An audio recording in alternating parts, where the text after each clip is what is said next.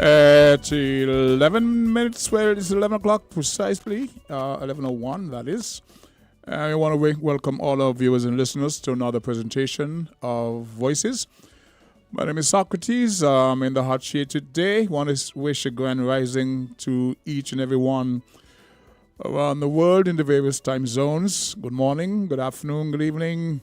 Welcome to another presentation of Voices. We have a little thing with the computer going on there, but we're going to try to give credit first to our sponsors. And then we come back, we'll see what they have to offer us, okay? Down channel back. Fruta full of vitamin thing. Real fruit juice, no full of vitamin. Pop open the goodness, just dive in. Fruta every night, fruta every morning. It's the amazing taste and quality in fruit juice you've come to know and love. Anytime, anywhere, any occasion. Fruta is your tastier, better, healthier choice. We got the vibes, fruta. Real nice, fruta. And for the families, remember to pick up the 1 liter. That's the familiar sound of the school bell ringing to let you know that class is in session. Listen up, class. Let your parents know that the place to shop for your back-to-school essentials is the TDC Home and Building Depot in St. Kitts and City Drugstore Nevis Limited. Get up to 30% off backpacks, notebooks, pens, pencils, school bundles, printers, and more. And while they're there, be sure to have them ask about the tech tools for teachers so we can help you achieve even more success. And remind them about Flash Sale Fridays, when you can receive even more savings just in time for the new school year. Now you know. See you at TDC Home and Building Depot and City Drugstore Nevis Limited. Class is now dismissed. Terms and conditions apply. See stores for details.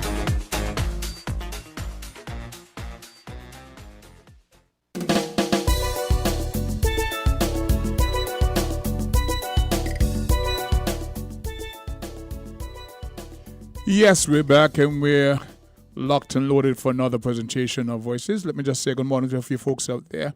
Val Monish, I don't know if you're here within the Federation or back in Canada, but there's also Dr. Marvin Leader, Dr. Sweeney, Sister Henry, and we can say good morning and very pleasantries to the security forces. Those on the front line, those in the defense force, we wish them well because when they do well, of course, we do well. Those in the medical field, nurses, doctors, all the folks at JNF providing health care to nationals. Those in transportation, going back and forth daily on the roads, we wish you a very safe day. Hoping you can take care of your people, get them home safely to and from work safely. That's your job. Sometimes I look at these buses catapulting on the road and I wonder. We wish everybody well. And so we ask God's guidance to keep us safe as we go back and forth doing our daily chores. Rosemary up there in New York, also Bag of Sugar, Brenda O'Neill, and all the friends of the Federation, welcome to another presentation of Voices. James, would it be fair to say happy belated Kim Collins Day? It's the 26th of August, and yesterday was Kim Collins Day. So, to his highness, his greatness, his lordship, we want to say happy belated, though it may be, Kim Collins Day to all the fan supporters and to the man and his family himself. His quickness. His quickness. I like that. I definitely like that. I love our interaction, by the way. We're going to get back to that, the whole discussion with Kim Collins. But I want to just touch on something that came from a caller last week, Friday. The caller was concerned about the constructing government where the Honorable Mark Brantley, Premier of Nevis, is in the position as the leader of the opposition. And there is a petition. They're collecting signatures to deal with that. They think it's not the best thing for the Federation. He should not be that person. We have 11 seats in the federal cabinet, 8 on St. Kitts, 3 on Nevis, and unless you have a clean sweep, and even so, there are provisions to provide a leader of the opposition. So, in the last election saw 2 parties. You had the Labour Party, and you had the Unity Party, which comprised of the People's Action Movement, the People's Labour Party, and the NRP. Out of that, we saw the Honourable Sean Richards retaining his seat. In number 5, we saw the Honourable Timothy Harris retaining his seat in number 8. Is it number 8? And we saw number 7, stand corrected. And we saw the Honourable Mark Brattonley. What's his constituency over there in the Nevis? 9 or 10? Probably 9. And so we ended up with the Honourable Mark Brattonley being the leader of the opposition. I'm thinking, as the Premier of Nevis, you are a part of the federal government. Outside that, you're the leader of government in Nevis. So I'm wondering if there was a discussion between him and Sean Richards. In hindsight now, we've seen Sean Richards move on to other platforms. So I'm thinking perhaps there was a discussion, an arrangement where Sean decided, I'm not interested, I'm going to step back. So that created that vacancy, so to speak, because there has to be some explanation. There has to be some explanation. Could it have been conferred on the Honourable Timothy Harris? One would think that Sean Richards would have been the most appropriate person, but there had to be a discussion. So the debate or the petition that's been collecting, signatures to address what is perceived as an inadequacy. It will be interesting to see what we learn from that about how it came about and what remedies can be put in place to address it. So there's that. And we're going to get the lines open as early as possible, even now, for anyone who wishes to call in and weigh in on that particular topic. And then what else do we have on the table? Oh, the PLP's non-invitation to the Prime Minister's Crime Symposium. There's an article about that. If you can find it, I'll just go through it quickly, just for the sake of, All right, okay. It reads, the PLP excluded, with exclamation mark, PLP clarifies absence from the government's crime symposium. No invitation received. Kim Collins say, I'm sounding fresh. Okay, good morning, Kim Collins. I'm the same Kim. Good morning, Chris Collins up there in, are you back in Sheffield? I know you've been around the world. You've been to Anguilla, you've been to Nevis for the Culturama, you've been to Anguilla to help celebrate their 50th. By the way, they caught a big shark in Anguilla over the weekend. I believe you like seafood, so please let them know they can leave some for you, okay? Then you were in Leeds, you were in Birmingham, and covering the various festivities. Some are still ongoing. You got London coming up, so I don't know if you're back home in Sheffield at the moment, but we wish you, of course, all the best, and let us know what's going on with you as the day goes on. So the article reads, and it says, for immediate release, over the past 24 hours, the leadership of the People's Labour Party has been flooded with concerns and questions regarding the reasons behind the PLP's absence from Friday's opening session of the Dr. Drew-led Labour Government's Crime Symposium on streaming on stemming the tide of escalating crime and violence in the Federation. And to go on, the event was held at the Kuma building. That's the conference room of the Caribbean Conference of Credit Union. That's in Fort Lands, past year. And was comprised of representation from a wide cross-section of the local community, including the leadership of the political parties pardon, in the country, except that of the People's Labour Party.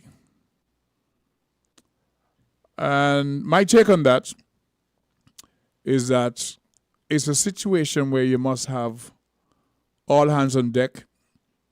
Given the dire situation we find ourselves in, trying to battle this upsurge in crime that has taken over the Federation and have just, left us without words to describe what's happening.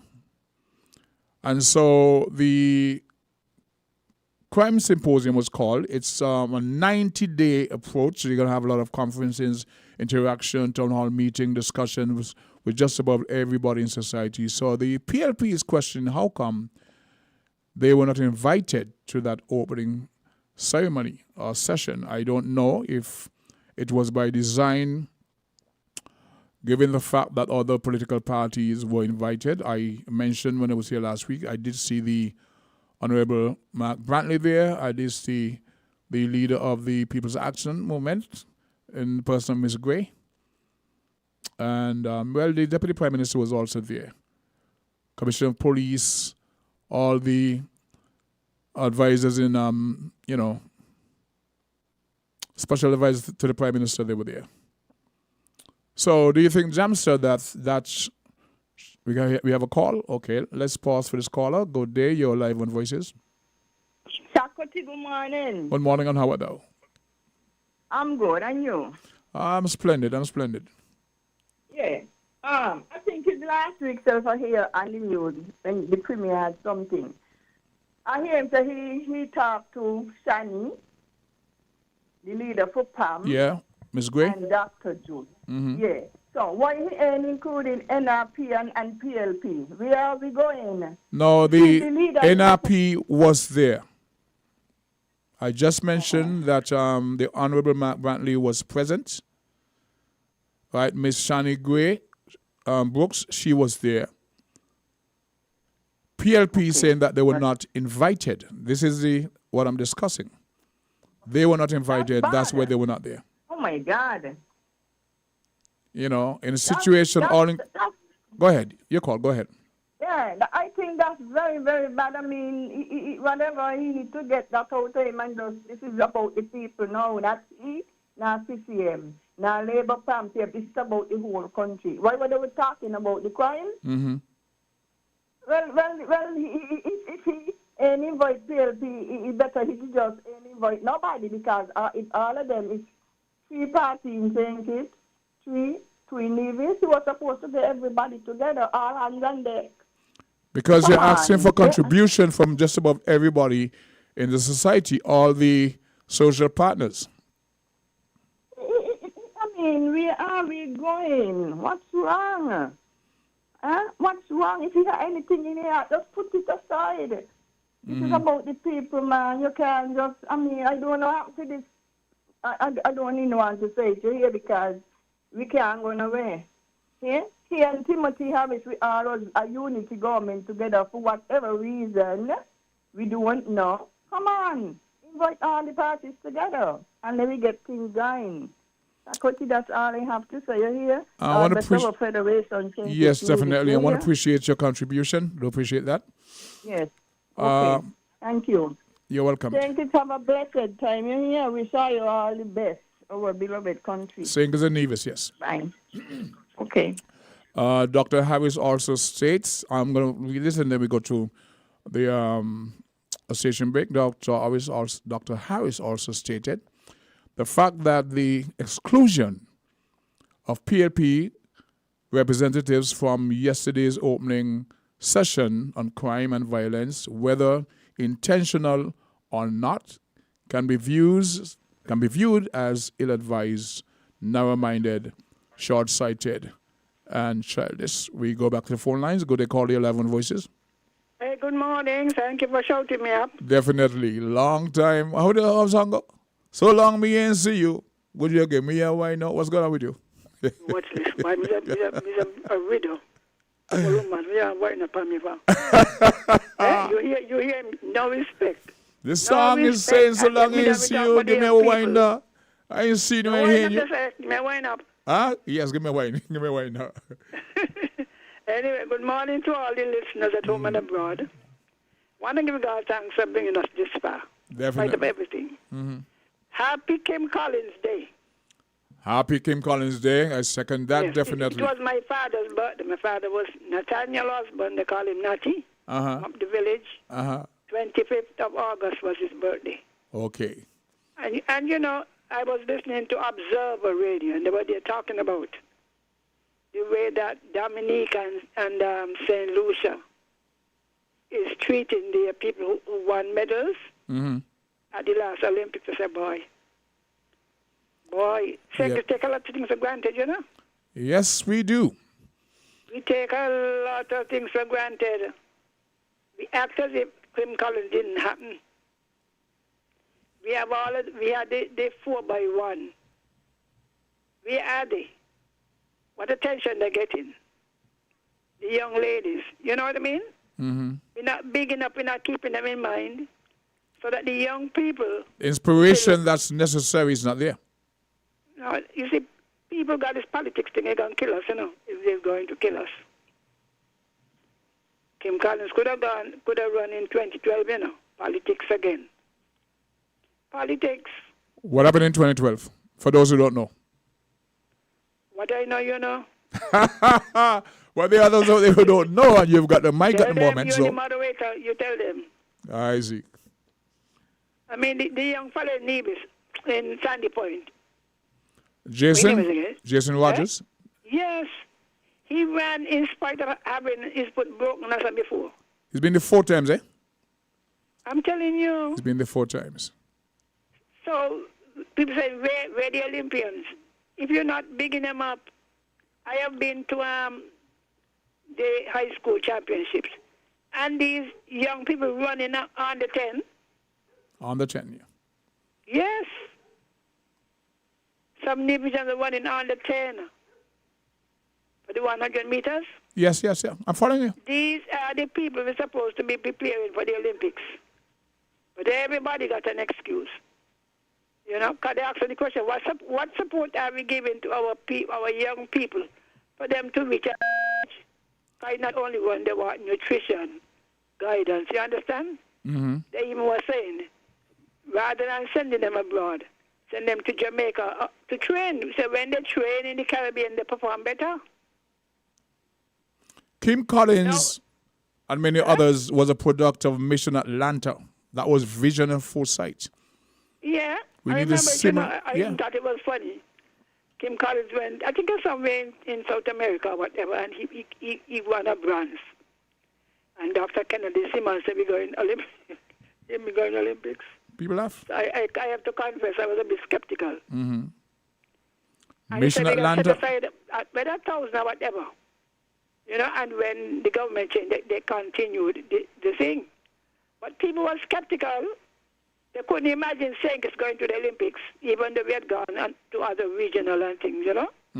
Anyway, now this thing about the thing. Opposition? The people seeking signature. Oh, yes. Who initiated? There's a name of a young man. I'm going to try to find it and give you in a moment. Whose party is he associated to? Well, he said if it's the same person who called in on Friday, that he's a strong supporter of the Honorable Mark Brantley. But he just think that if it's the same person, but he don't think it's a good thing. Yeah, I was saying so too. I think I said it last week. Tim, Dr. Harris should have been consulted. You're talking about for what? When you're going to speak as the leader of the opposition, you're speaking for everybody on the opposition benches. Yes. That's what I'm saying. people on the opposition benches, Sean Kahis there, Dr. Harris is there.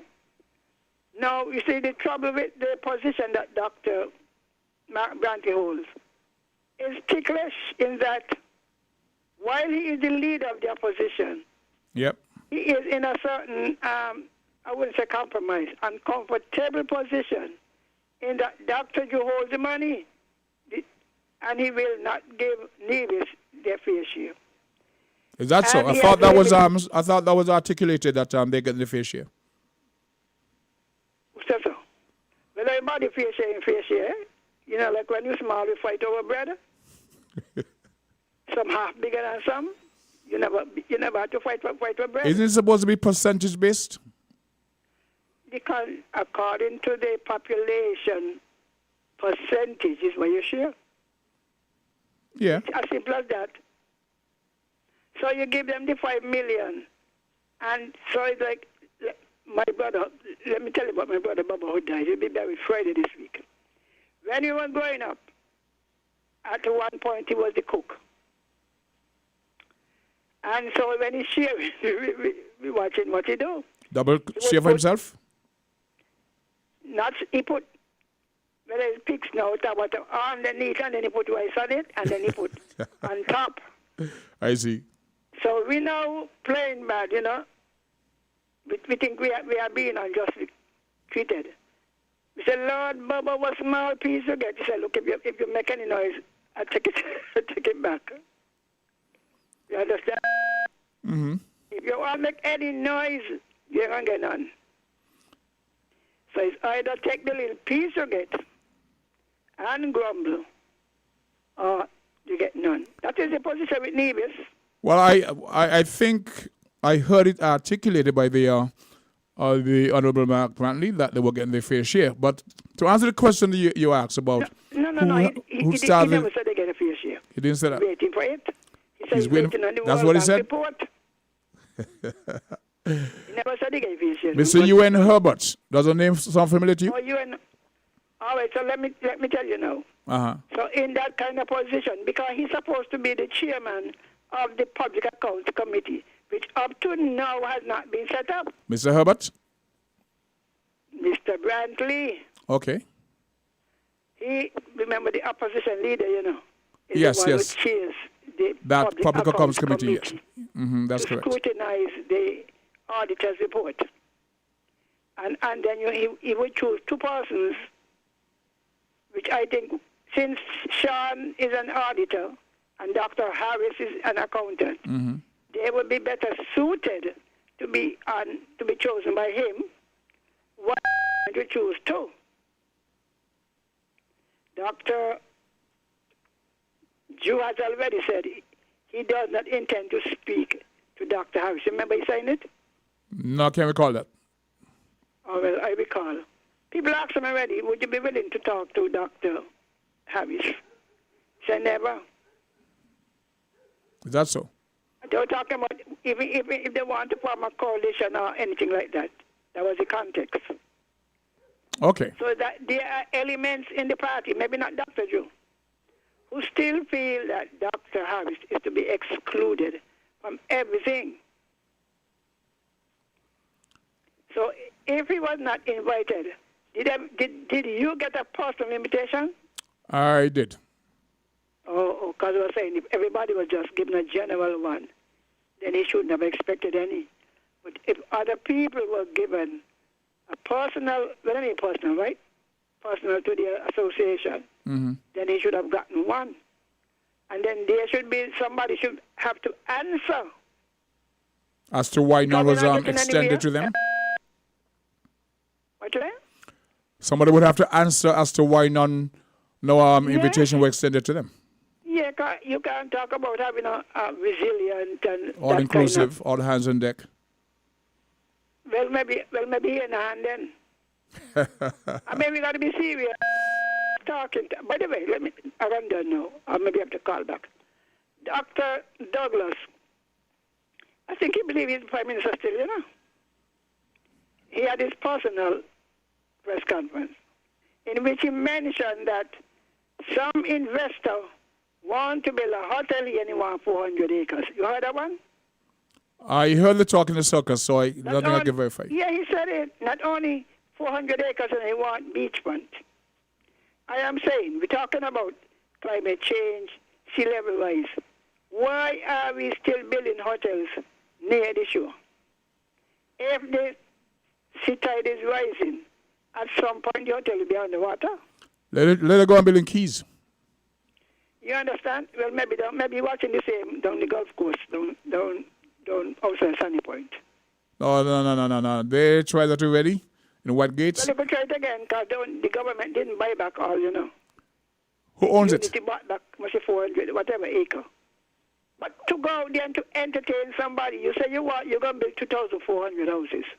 You say you want to do the ganja business. You say you want to push agriculture. Why would any investor coming in here and want 400 acres of land when the amount of land we have is limited?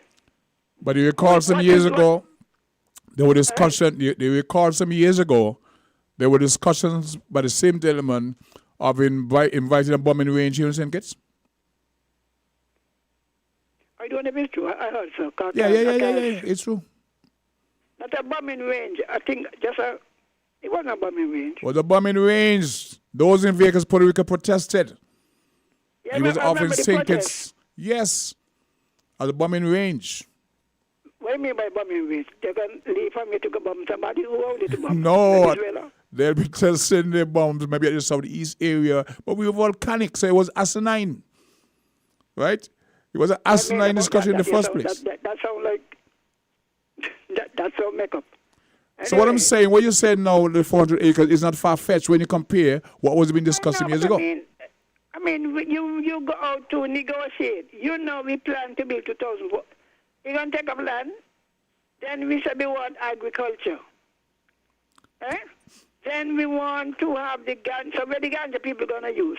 I have How many no idea. acres? You remember, you brought in a man who wanted 300? Yes, 300 yes, that's correct. 300 for the gentleman, 400 for this hotel, that's 7. We had about 1,200 acres. 11 and change. And we already bought out some. I mean, what kind of, Lord have mercy, Dr. Douglas, please. Please don't take the man. Don't bring those kind of stories home. Our people still want land. My children and grandchildren want piece of the land too. We got to stop it. What he needed to do was to find somebody to take over those half a hotel that was built under him. The one in Frigate Bay, the one out of Ramada, so to speak, those two. You know, Frigate Bay, because one. There's one here, and there was an Embassy Suites. Right. Coming out of Potato Bay. Still there. Find somebody to take them over. 400 acres, you're crazy, and then they want beach. We don't have that access. We don't have that access, no. Eh? Unless you're going to take North Rise Bay and put some rocks to block the, and then use it. I mean, but I say 400 acres. How much acres there are for us over at the peninsula? We don't own that. They owe us. How much they owe? I'm not aware of that, but no, we don't own anything over there. Land for debt. I mean, really?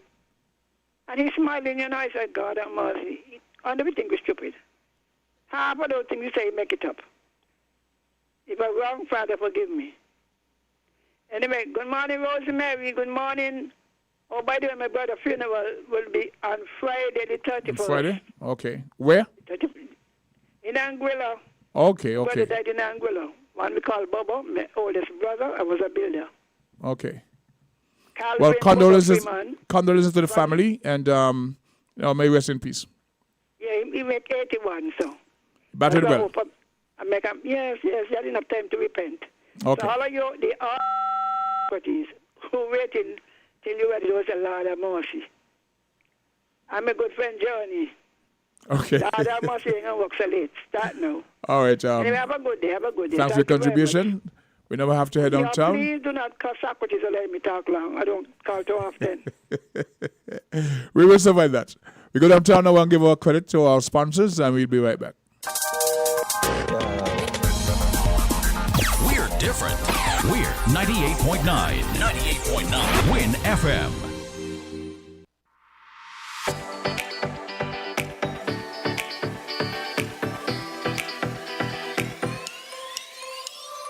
Rams the good food people, always there to serve you. Rams the good food people, locations right near you. Rams the good food people, in-store specials for you. Rams the good food people. Rams. When you need better service, Rams is always here. Better value, better prices. Rams is always here. You want your loyalty. Rams is always here. We are community. We are family. We are family. Rams for you and me. We are community. Rams for you and me.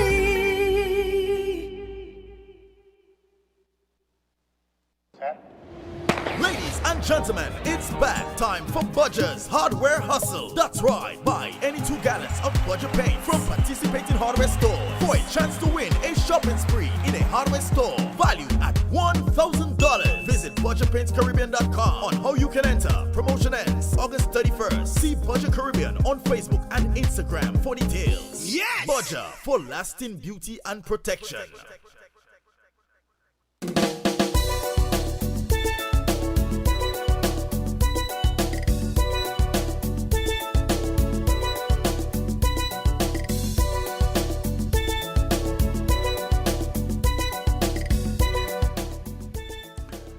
Saying good morning to Amber Richards, Cleo, and Zara over there in Anguilla. And we just had a little thing here from Rosemary. I think she's saying thank you to Sister Henry.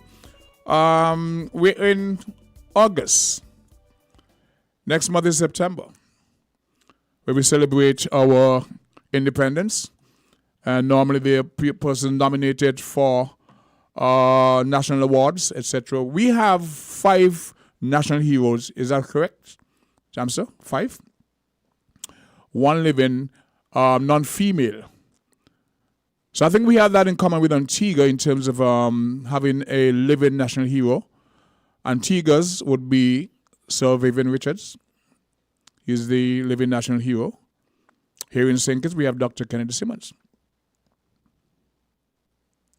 No, they were knighted. But in terms of national hero, he's a national hero, Sir Viv Richards.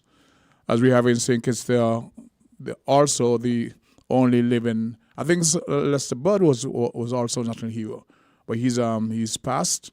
So we have in Antigua Sir Vivian Richards as the only living national hero. Here in St. Kitts Nevis, we have the Honorable Sir Dr. Kennedy Simmons as the only living national hero. And I think there's a nominating committee who looks at persons they think should be nominated and elevated to that position. We've had the question asked before, are there no females who qualify for that distinction? Let's see what will unfold next month during our independence celebration. And we're hopeful. We have a discussion about Kim Collins and what qualifies a person. One goes into that discussion to elevate somebody to that status. We've had the many calls over the years. Should Kim Collins be recognized as such? You're given certain award, but to be elevated to that distinction as a national hero. Antigua as a woman? Okay. And is she a politician? Because here in St. Kitts we have all politicians.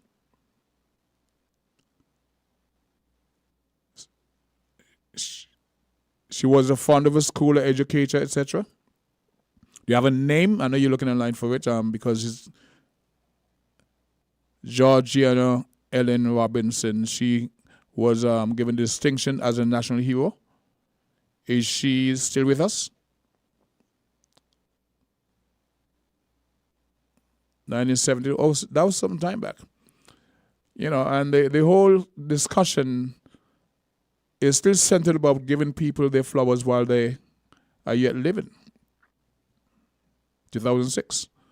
I know a taxi driver, I won't call his name, who was upset that Dr. Simmons got that distinction while he's yet alive. And he was making the case, they should wait till he's dead. I'm saying, are you serious? Yeah, let's say, look at the phone lines. Go to call your live on voices. Good day, Socrates. Good day, sir. How are you? Blessed in the name of Jesus Christ. And greetings in the name of Jesus Christ, the only Savior of his chosen elect sinners, to save them from their sins and from hell, and the second person of the eternal Trinity. Amen to that. Now, amen. What I would like to say is that I would like to say my deepest condolences and sympathies to Miss Henry and the passing of her brother. Brother, yes. And good death. Hello? Yes, the passing of a brother. And good day to her. I wish her a blessed day in Jesus' name. Yes. You was talking about, for example, sports. Yes. And, recognition too. Yeah, and producing world class athletes and sportsmen and women. That's correct. No, right. What I want to say is that these things takes money. No, because you need proper nutrition, you need proper training facilities. You need proper coaching, sports medical experts, that all those sort of stuff. Now, with all due respect, this is where I always say you see the wisdom of the Bible come into being. Because the Bible limits the role of government to a very, very, very few things. And because of that, you don't need, if we were to do things the biblical way, you would not need much taxation. You would not need much taxation. How does taxation come into financing a platform for athletes? Okay. As a matter of fact, taxation in the Bible, really and truly, if you're going to do it God's way, as He recommends, as He commands it and instructs it, is really 100% voluntary. That's really how God instructs taxation in the government. In the Bible to governments. It's really 100% voluntary. Now, and so therefore you don't need much money for it to run because it is so limited by the Bible. How does that come to expense? You see, the less money the government takes out of the private sector is the more money the private sector would have to invest in its businesses, to produce stuff, to give more and more services, etc. So then, but the more money, the private sector, you will be in agreement with Dr. Simmons' policy to remove personal income tax. 100%. Okay. 100%, because when that happened, you did not see the tremendous increase in the standard of living. That is correct. And the tremendous increase in small businesses. Yes, that's correct. You had more to reinvest into the economy. As a matter of fact. Antigua said it could not be done.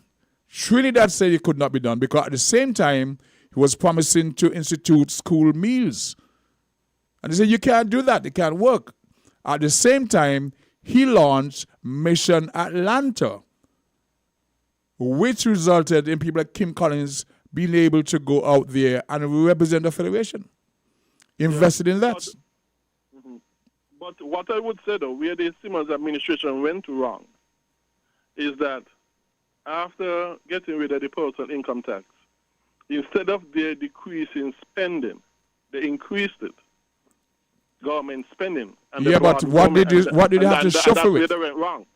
What did they have to show for it? They increased spending, but what did they have to show for it? Where they had school meal program and that sort of stuff. But what I'm saying is that later on, they had to add back taxes. They had to increase taxes later on, which was very negative on the economy. You see, because you must find the money to pay for your expenses. And if you increase spending, you have to find money to pay for the increased expense. And that's where they went wrong. They increased the government's expense instead of decreasing it. But what I'm going to say, though, I remember one time Dr. Patrick Martin and Sam Conda was on another radio station. Mm-hmm. And I remember Patrick Martin was saying that, hey, the getting rid of the personal income tax made it a lot easier for his mother to send him to college. And Sam Conda was saying, no, trying to gaslight Dr. Martin. You know, that the policy finishing away with personal income tax did not help him mother. It was something else. I see. Trying to gaslight Dr. Martin. But Dr. Martin was showing him, hey, the getting rid of personal income tax did have benefits. A positive impact. His mother to put him. Yes. Hello? Yeah, a positive financial impact. Him and I think other children in college. You were saying something? I didn't get you. You were saying something? It had a positive financial impact. A socio-economic impact. Positive. A lot. And so, but you see, but this is not just something for England. It's all over the world where you have decrease in taxes and decrease in government regulation. You have the economy expanding and you have the poor benefiting a whole lot. With more jobs and so coming on board, they're able to open more businesses as was done here. They're able to open more small businesses. We cite in the early 80s and 90s. We cite. Yes. So what I said that to say this is that the more you decrease taxes and government spending, and the more you decrease government to come in line with the Bible teachings and instruction how government should be in the very limited capacity, is the cheaper things are going to be in the coming countries. The more professionals going to come in your country because more people going to want to come here to because the cost of living going to be decreasing. And so because of that, as people, you're able to afford much more healthier diets.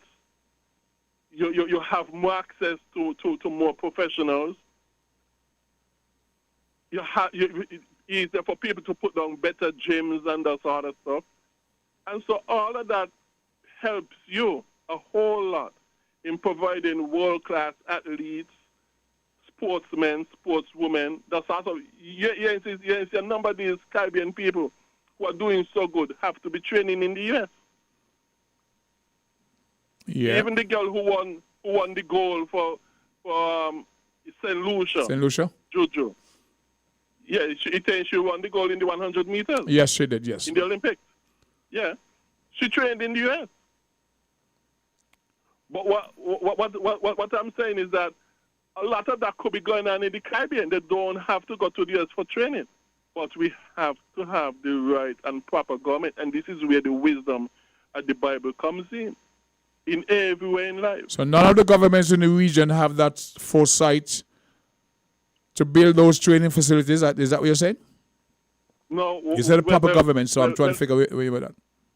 Well, none of the governments are biblically qualified. But what I'm saying is to be in government. But what I'm saying is that, no, these things need to be done by the private sector because the more government increase the expense in providing this and providing that, is the more they're going to have to cut the taxes. Okay. Sooner or later. And the more they cut the taxes, is the more it's going to increase the cost of living and decrease the standard of living and make it harder for us as a result to produce world-class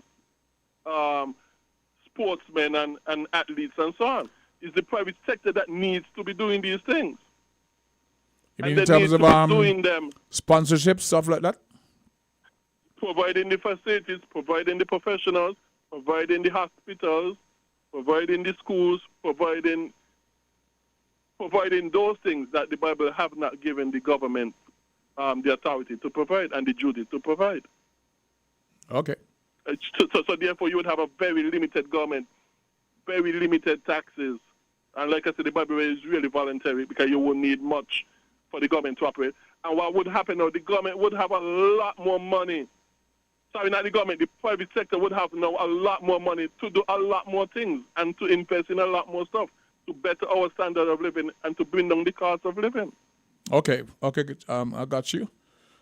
Right? Yes, I but want when to the thank you for that government do these contribution. things, it's very detrimental and counterproductive. Because it cap the cost of living, because it cap the cost of taxes to get the money to provide for the government expenses. That's not good. Okay, thank you. You're welcome. I see the correlation. Let's take this call. Call 11 Voices. Thank you for holding. Yeah, good morning, man. Yeah, King, how you doing, man? I'm okay. Good to hear your voice. Well. Yeah, since we on sports and this topic of heroes or national heroes, you know, we're going to always have differences of opinions and stuff like that. But I want to go straight to that mural. There was a mural that was created in Nevis. And, you know, it created some controversy and some, you know, dialogue. But inform us about that. Bring us up to date on that, please. Bring us up to date on the mural and the controversy that it created. Well, the mural is I don't know, you know, who came up with that or what idea and who came up with the criteria for making that mural. The individuals that's up there, you know, and they're like cricketers, sports figures. You know, I've been voicing my opinion on such a topic to get Derek Parry and Livingston Sargent and the other guys there to get recognized. You know, I was in front of that mural. Mm-hmm. I didn't see Livingston Sargent. I didn't see Livingston Sargent on there. I didn't see Derek Parry on there. The father of the cricket in Nevis, Johnny Howell, I didn't see him on there. And some persons just seem like they're afraid to speak up, to voice their opinions on that. You know, what is that mural is all about? It says, it's you know, I asked the premier about it. He says, it's just West Indies cricketers who made West Indies team.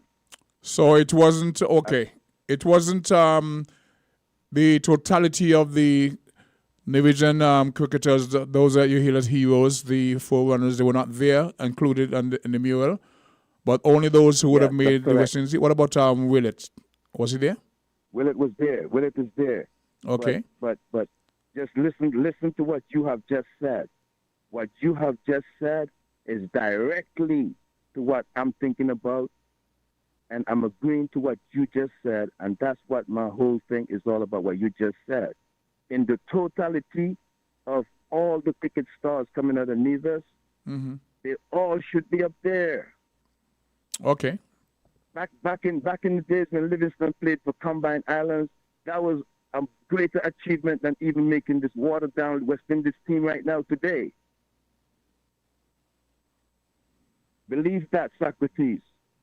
You know, it should not just have West Indies cricketers The up selectees. there. Okay. It should have all of the Contributed. all of the cricketers that contributed to that. The Trailblazers, etc. Yes, they all should be up there. You know, Strat Williams is my good friend, but he's not my hero like that. Okay. Livingston Sargent is my personal hero, bro. Derek Parry is. Was Keith Atherton included? Yes, they're there. I think it's like 6 of them. Okay. And that's it? But Just 6 of them? Those guys that's up there on the mural is just depicting a generation, the recent generation of cricketers. It's not depicting the historical background of our cricket. Okay. So Livingston Sargent, he's not there? He's not there. He's not there. Whether this man made West Indies team or not, Livingston Sargent is one of the biggest trailblazers in Nevis in cricket. This man got to be up on that mural. He got to be recognized. And while you're talking about giving people their flowers before they pass, your Livingston is up there in the age. You know, and I've heard that this man might be sick right now. But these guys got to be recognized before they pass on, bro. You know, Nevis I agree people with you gotta with wake that. up, I am man. in agreement with you with that. Nevis people got to wake up and they got to speak up. We cannot get. We. I was asked the question, what more else can we do for Willett, right? Mm-hmm. But Willett made the breakthrough, right? For all of these guys underneath that come up from behind, right? We're talking about Vivian Richards in Antigua, but Willett is not being recognized in his own country like how Vivian Richards is recognized in Antigua. Mm-hmm. All of the accolades that Vivian Richards is getting in Antigua, Willett should be getting them in St. Nevis. And it's not far fetched, man. It's not far fetched at all. You know, that's my little contribution for the day, but somehow it created some stir, but yet still persons afraid to call in and talk on the mic. Okay. Talk on the airwaves. Stop hiding behind that. Okay, I have this call on the line, so I want. I have this call on the line, so I want to thank you for the contribution. We lost the caller. Okay, caller, we apologize for that. We just tried to get you in before, but if you have a chance to call back again, we got about 8 minutes before we present the WINNFM's midday newscast. So the lines are still open, 662-0989, and we live. Go right ahead, caller. Just for Beryl's information, the last caller, Yes. you mentioned Derek Perry. Derek Perry cannot go up there. You would recall when the man was Ken Parker, his name was right? Kerry Packer. Kerry Packer. Yeah. When Kerry Packer tried recruiting the West Indian players, Mm-hmm. the time Dr. Simmons was the Prime Minister, and apartheid was strong in South Africa. Mm-hmm. I think all of the governments decided that any of their players who went will never again play for West Indies. Mm-hmm. That's it. And he went despite of what was said. I recall that. No. So I'm not saying it to embarrass him, but we must have the facts. So you think So that disqualified while I agree him? that others should be on the wall, Mm-hmm. we cannot be supporting and then talking. He went. He knew what he was up against. Richards and they backed down because they were planning to go to, but They refused to go. but he went. So he has to live with his decision he made. All right then. I hope Mr. Jones is listening. That will bring public clarity and a bit of understanding that went into the selection process. Okay, we got about 7 minutes to go, and we're discussing the contribution of our Caribbean nationals on the sporting field. I did mention that in Antigua, Sir Viv Richards is the only living national hero. And Sister Henry could probably make a contribution towards the nominating committee, looking at females, their contribution. Okay, in Antigua, Jamster pointed out somebody who was in education. All our national heroes have been politicians, non-female. We believe they are people who would have made a contribution to the development of the country, the federation, who deserves that distinction, and there should be some female who stands out. And I would hate for it to be someone getting the distinction posthumously. People need to get their flowers while they were living. I was telling Jamster about a taxi driver who was ticked off, really, really angry that Dr. Simmons was awarded that national hero status while he yet lives. I recall a clip of the Honorable Dr. Denzel Douglas saying that Simmons should have waited. He should not get it. So there are people out there with that mindset, you should die first, right? But in Dr. Douglas' opinion, Dr. Simmons should have waited. Make him wait. He shouldn't get it. You know? So we have two within the region that, in terms of our neighbors, Antigua and Barbuda have two persons who are yet alive in the person of Sir Vivian Richards in Antigua, and in the person of the Honorable Dr. Kennedy Simmons here in Antigua. We need to see females recognized in that manner also, those who have made a contribution. So we don't know what's going to happen because next month is our, I think it's 42nd, 41st Independent Anniversary. And the nominating committee would be at work to nominate persons who would qualify for that distinction. Who knows? Anybody comes to mind, Jamster? Bridges? Okay. I was thinking a female, but he definitely qualifies for that. It may be harder for you to wrap your mind around a female at the moment, but of course, the late Alfonso Bridgewater, is an easy nominee for that distinction of a national hero, a non-politician. Maybe for the first time, non-politician. You know, because we need to honor our heroes. Sister Henry mentioned or made reference to Jason Rogers, been to the Olympics 4 times, you know, trying, etc. And there are a lot of stories about the support he didn't get. But let's go to the phone lines. Call 11 Voices. It's me again. Yes. The Bette Douglas that we talk about. Yes. She was a slave, but she was willing to take on. She did. She took a case. She took them to court. England, you know. Yes. She lost the case, of course, but she took them to court. She stood up for her right. There's a petition out there now for Marcus of the Woods to be recognized as a national hero. For a woman. She looking for. I'm just telling you. Maybe we need to start a petition. Another lady I told you about, the older people. She used to be the headmistress of the girls' school. Is Delaney? Yes, I think it was called the Anglican school. Yes.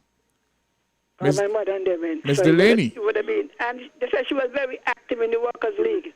So all of you who down there in Massey's house, come up with the name. I think it's Miss Delaney. Tell me about her. Is that Delaney? The lady, yes. Yeah. For years. So she was interested in educating the poor, because, you know, the poor black working. And in those days, education was something else. Her name slipped me, man. So it's not Miss Delaney? It's not Miss Delaney? It is not Miss Delaney? No, Delaney, man. Okay. My mother went to school in about 1910, so in the 20s, those kind of things here. 2030s and whatever. But thank you for mentioning Bette Douglas. Definitely. Yes, so she deserves it.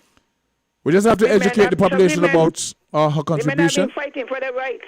So yes. She's a forerunner of a woman who fights for her rights. All right, then. Thank you. At 11:59, we are on the cusp of breaking for the Win FM midday newscast. But which one will it? El Camilo Willett, yes. Mr. Jones, who called a while ago, had that conviction that El Camilo Willett should be considered as, for that status, national hero. So we have Willett, we have Bridges, as you mentioned. We have Marcus of the Woods. There's a petition being named for him, and then Bette Douglas. Any other females? Let's have the discussion. We'll continue that after the Win FM's midday newscast. Right? We have a minute to go. It clicked to 12 o'clock, so we're going to break on that point, and we will have the discussion or other topics when we return on the other side, according to my friend, what's his name? Butch Davis. That was his thing. See you on the other side. We're different. We're 98.9. 98.9. Win FM. We now bring you the headline news. The headline news is brought to you by Caribbean Alliance, The Grange, and Carib Brewery.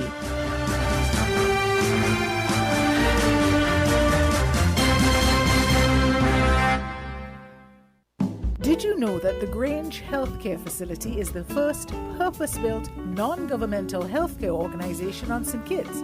It's situated at Otley's, 7 miles east of Basseterre in beautifully landscaped surroundings. The Grange has a team of highly trained professionals and provides care that's rated as being comparable with UK and North American standards. The Grange offers varied accommodations to suit your individual needs, and our all-inclusive packages make the cost of care per hour the most competitive on the island.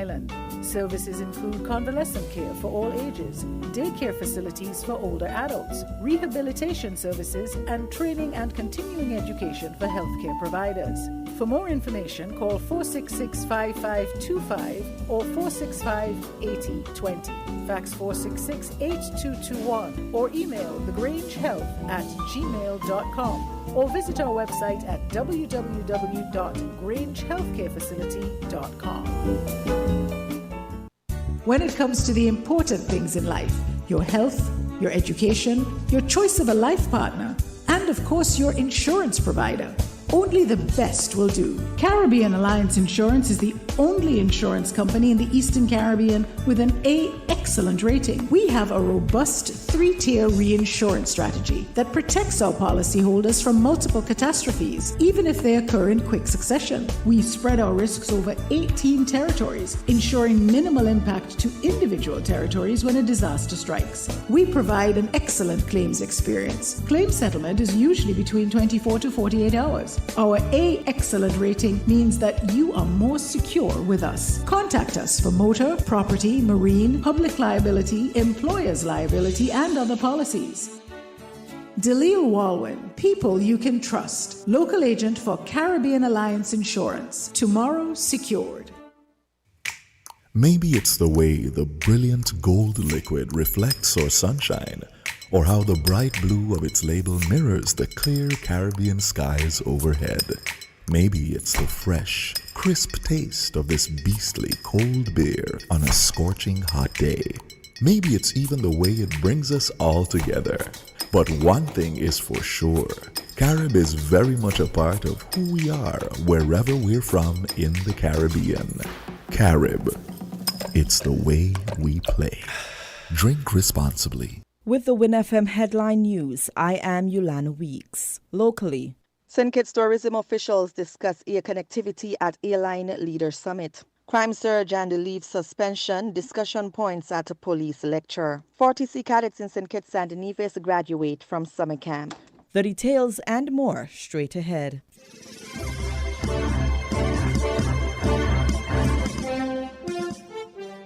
Chief Executive Officer of the St. Kitts Tourism Authority, Kelly Fontenelle, and her deputy, Melnesia Marshall, attended the Capal Center for Aviation Airline Leaders Summit for Latin America and the Caribbean. The event was hosted at Hyatt Regency, Trinidad and Tobago on August 22 and 23.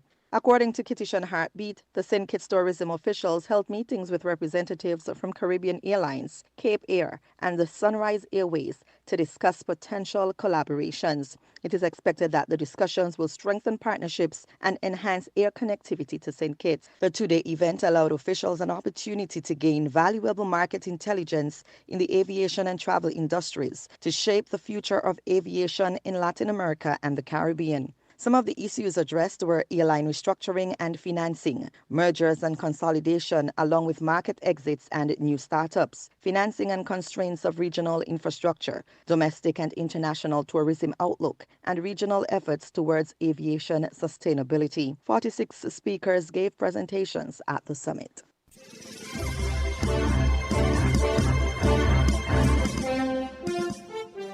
The Royal St. Christopher and the Nevis Police Force High Command and the rank and file of the organization met on August 23 to discuss the recent crime surge and the suspension of all leaves, including vacation.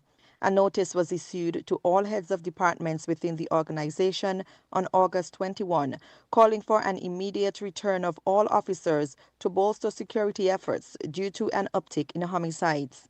According to a police press release at the August 23 meeting, quote, the discussion focused on the urgent need to enhance our operational capacity in response to the current challenges we face in maintaining public safety and order. The suspension of leave is a necessary measure to ensure that we have the full complement of our force available to address the crime surge effectively, unquote. It was acknowledged that officers have encountered challenges on the ground, but the High Command gave the assurance that efforts were being made to address the issues so that officers could perform their duties safely and efficiently. At his crime symposium on August 23, Prime Minister and Minister of National Security Dr. Terence True highlighted the investments made and additional support that will be given to law enforcement to help fight crime, including drone technology, full CCTV coverage, specialized training for officers, and more. A coastal radar system is also on the card to be established, and recruitment for additional police officers is underway. Though efforts are being made internally to stem the rising tide of crime,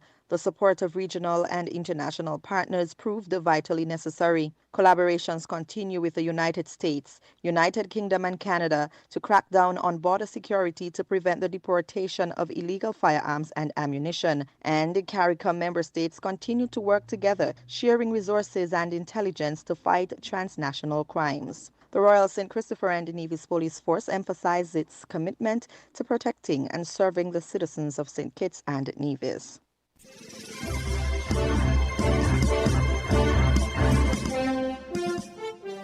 A closing ceremony was held on August 23 to mark the end of a 2-week-long Sea Cadet camp held under the auspices of the St. Kitts Nevis Defence Force and Coast Guard. A total of 41 Sea Cadets from St. Kitts and Nevis graduated from the camp. Some of the Sea Cadets received accolades under several categories: most discipline, best at drills, best at navigation, best at seamanship, best at leadership, best overall at Star 1, and best overall at Star 2. Permanent Secretary in the Ministry of National Security, Mr. Glenroy Blanchett, Commander of the St. Kitts and Nevis Defence Force, Major Coyote Sutton, and Commanding Officer of the Coast Guard, Captain Kenish Garnett, along with family members of the Sea Cadets, were in attendance at the closing ceremony.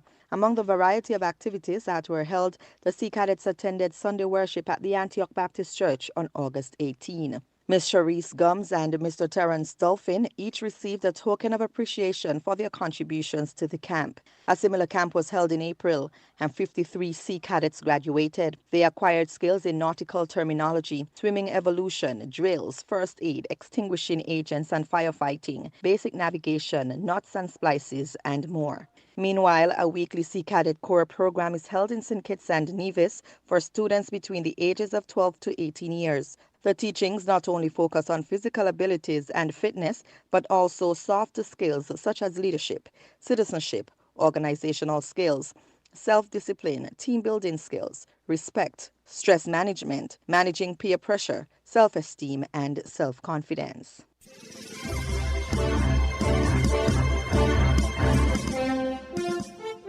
Regionally, significant investments are being made to enhance the country's border protection capabilities in a bid to address the crime situation in this country. The government has already spent $2 million to order a Coast Guard vessel that will assist in surveillance and apprehending criminals. Another vessel is also expected to be acquired within the next 60 days. Prime Minister, the Honorable Gaston Brown, shared this information on the Brown on Brown show on Saturday. Here's more in this report.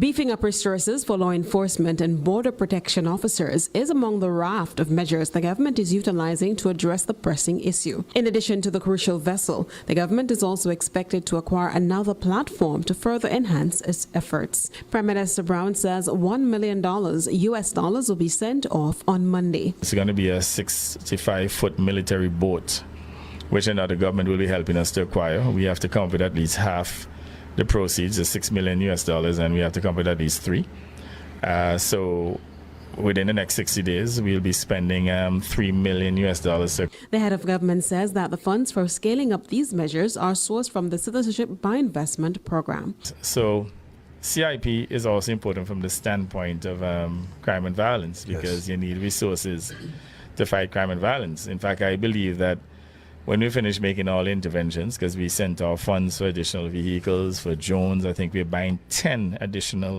drones to assist with surveillance, and those funds have been sent off already. I think we spent over $1 million there already. He estimates that over the next few weeks, more than $20 million will be spent to equip law enforcement with additional vehicles, ammunition, and other resources. And the criminal elements are supposed to have better guns. They're not supposed to have more guns. And it's not because we want to, maim or kill anyone. And, eventually, in fact, we're determined for that matter, that we should have stronger rehabilitation programs in order to reduce recidivism. Theresa Goodwin, ABS News.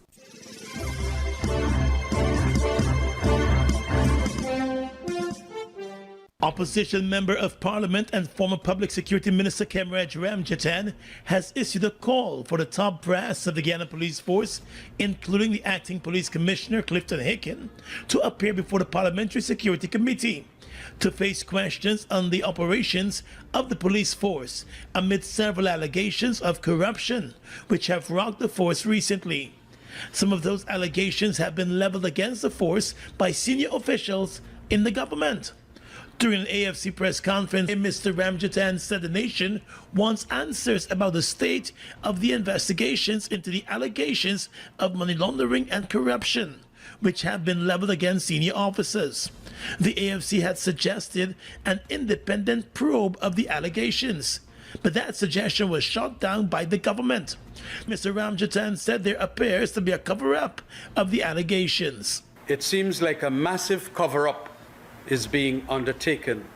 Additionally, the AFC demands that the PPP government put pressure on Minister Ben, Home Affairs Minister, to convene meetings of the Parliamentary Oversight Committee on Public Security and to have as its first order of business the summoning of the Commissioner of Police and the officer alleged to have been involved in the fraudulent scheme, for them to be questioned by parliamentarians in that committee. Ramjatan also said the Parliamentary Committee on Security can look into the operations of the force and seek information from the top officials. Standing Order 87, which standing order was created as a result of a constitutional amendment, and that is an amendment to the Constitution of Guyana.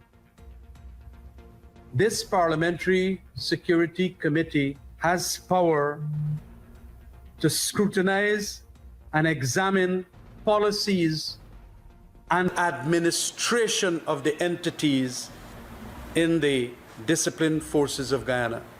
So, as parliamentarians in that committee, we can call for books, we can summon witnesses, we can do a variety of things in relation to how the police force is being administered. He believes that if the officers are hauled before the committee, then Guyanese will have full confidence of any investigation, since the committee also has the power to get outside assistance to help it with its probe. And we can also get assistance and co-opt experts and aid from other persons with the appropriate expertise to help us in that regard.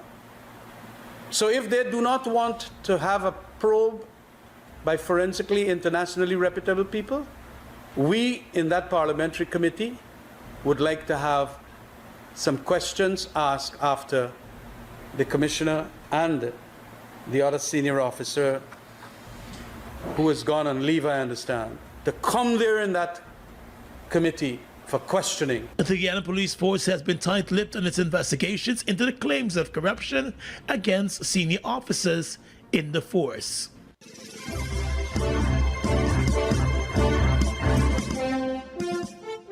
Internationally, Hezbollah launched hundreds of rockets and drones at Israel early on Sunday, as Israel's military sent 100 jets to thwart a bigger attack. The exchange is one of the biggest clashes in more than 10 months of border warfare. Missiles could be seen in the dawn sky as an air raid siren sounded in Israel and a distant blast lit the horizon. Israeli strikes could also be seen raining down on southern Lebanese towns. The Iran-backed Lebanese group Hezbollah said it had fired 320 Katyusha rockets towards Israel and hit 11 military targets. It added it was the first phase of its retaliation for Israel's assassination of Fuad Shukra, a senior commander, last month. At least 3 deaths were confirmed in Lebanon. Israeli military said 1 Navy soldier had been killed and 2 were wounded in combat in northern Israel. Israel's military said it had foiled a much larger attack with preemptive airstrikes after assessing that Hezbollah was preparing to launch the barrage. Hezbollah dismissed Israel's statement, saying it had been able to launch its drones as planned. It indicated it was not planning further strikes yet and said that the rest of its response to Shukra's killing would take, quotes, some time. Any major escalation in the fighting, which began in parallel with the war in Gaza, risks morphing into a regional conflagration, drawing in Hezbollah's backer Iran and Israel's main ally, the United States. Israel's foreign minister said the country did not seek a full-scale war. Israeli Prime Minister Benjamin Netanyahu spoke in a statement on Sunday. We are determined to do everything possible to protect our country, to return the residents of the north safely to their homes, and to continue to uphold a simple rule: whoever harms us, we harm him. Sunday's strikes came as negotiators were again meeting in Cairo in a last-ditch effort to conclude a halt to the fighting in Gaza. The White House said President Joe Biden was following events in the region closely.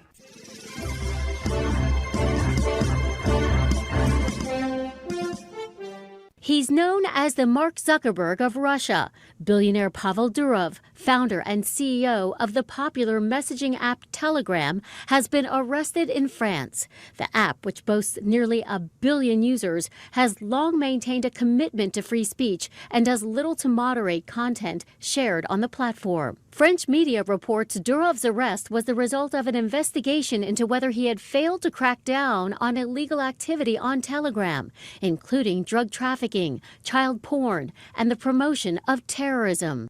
Telegram has said it actively combats misuse of its platform, saying each day millions of pieces of harmful content are removed, and saying it is absurd to claim that a platform or its owner are responsible for abuse of that platform. Many prominent figures are rushing to Durov's defense. RFK Jr. saying the need to protect free speech has never been more urgent. And whistleblower Edward Snowden saying Durov's arrest is an assault on the basic human rights of speech.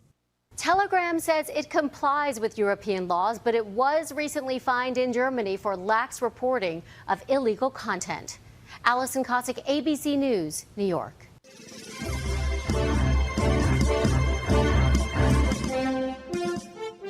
It's increasingly difficult for many employees to disconnect from work, and it's a trend that's accelerated since the COVID-19 pandemic.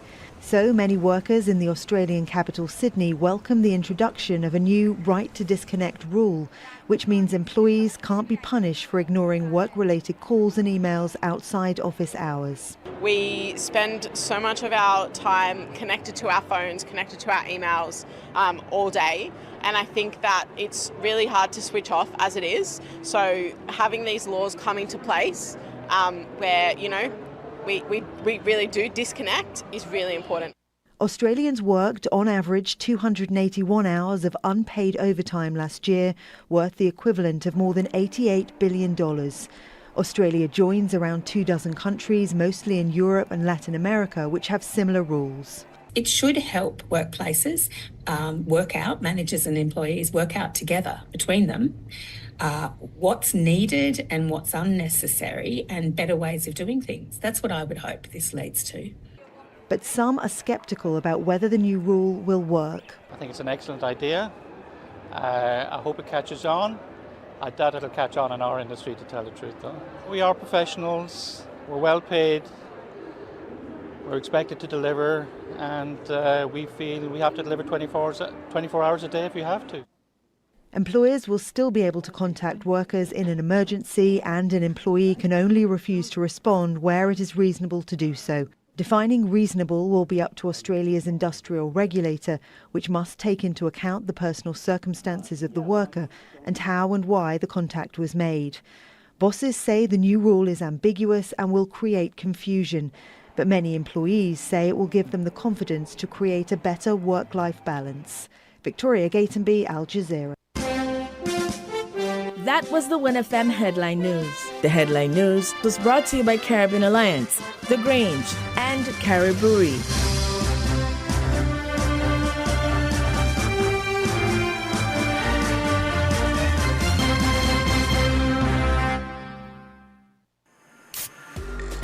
With over a century of perfection behind the Mackeson name. A smooth blend with perfect balance and richness. It's no wonder Mackeson Triple Stout has a legacy of perfection. Enjoy the world over. Introducing our new look with the same great taste. Mackeson. All hail the king. Please drink responsibly.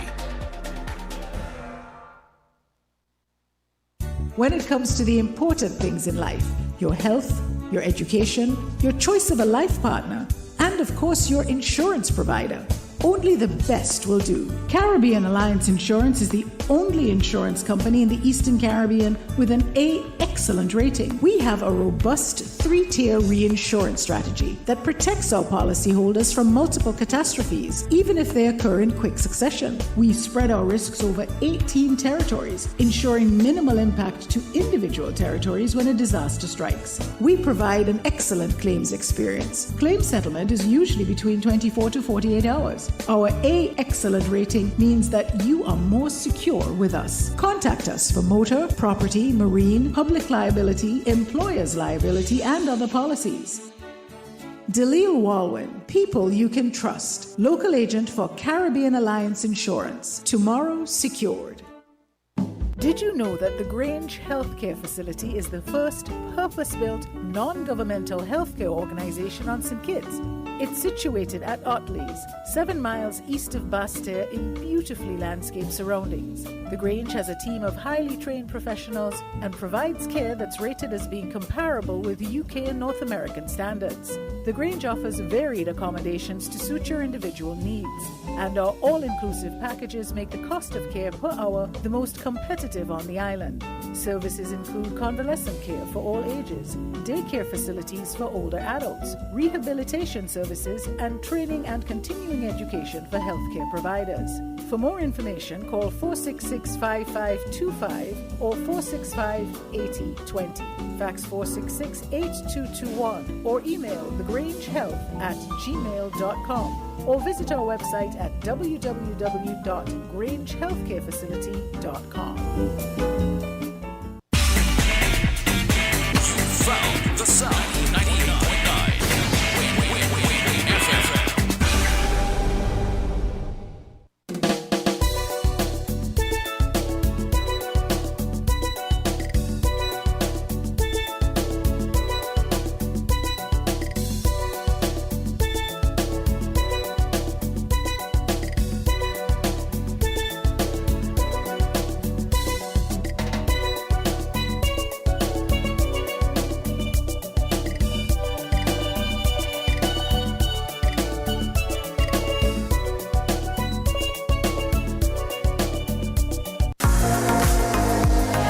Hey there, summer lovers. Ready to make your summer unforgettable? Oh, yeah. Get down to Horsford's Building in Neva Center, something summer special, where the heat is on with a sizzling 25% off select items. Fire up the fun with top-notch barbecue grills, perfect for those backyard cookouts. Dive into savings on swimming goggles, coolers, and inflatable and mini pools. Keep your drinks icy and your days splashy. Relax in style with our comfy summer chairs or float away on our luxurious floating waterbeds. And don't miss out on our premium gas grills for the ultimate grilling experience. All this and so much more. Head to Horsford's Building in Neva Center, something summer specials today, and catch these hot deals before they're gone. Something Summer Specials, your one-stop shop for summer fun. Terms and conditions apply. See store for details.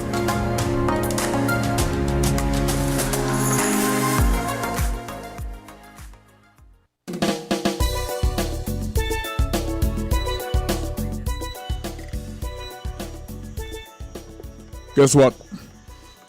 Jamster set me up. Jamster went by Fulton, bought some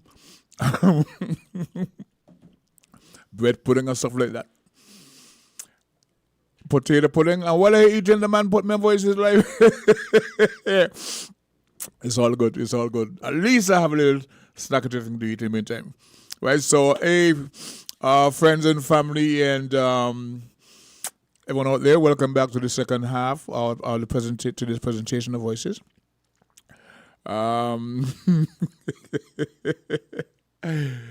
Guess what?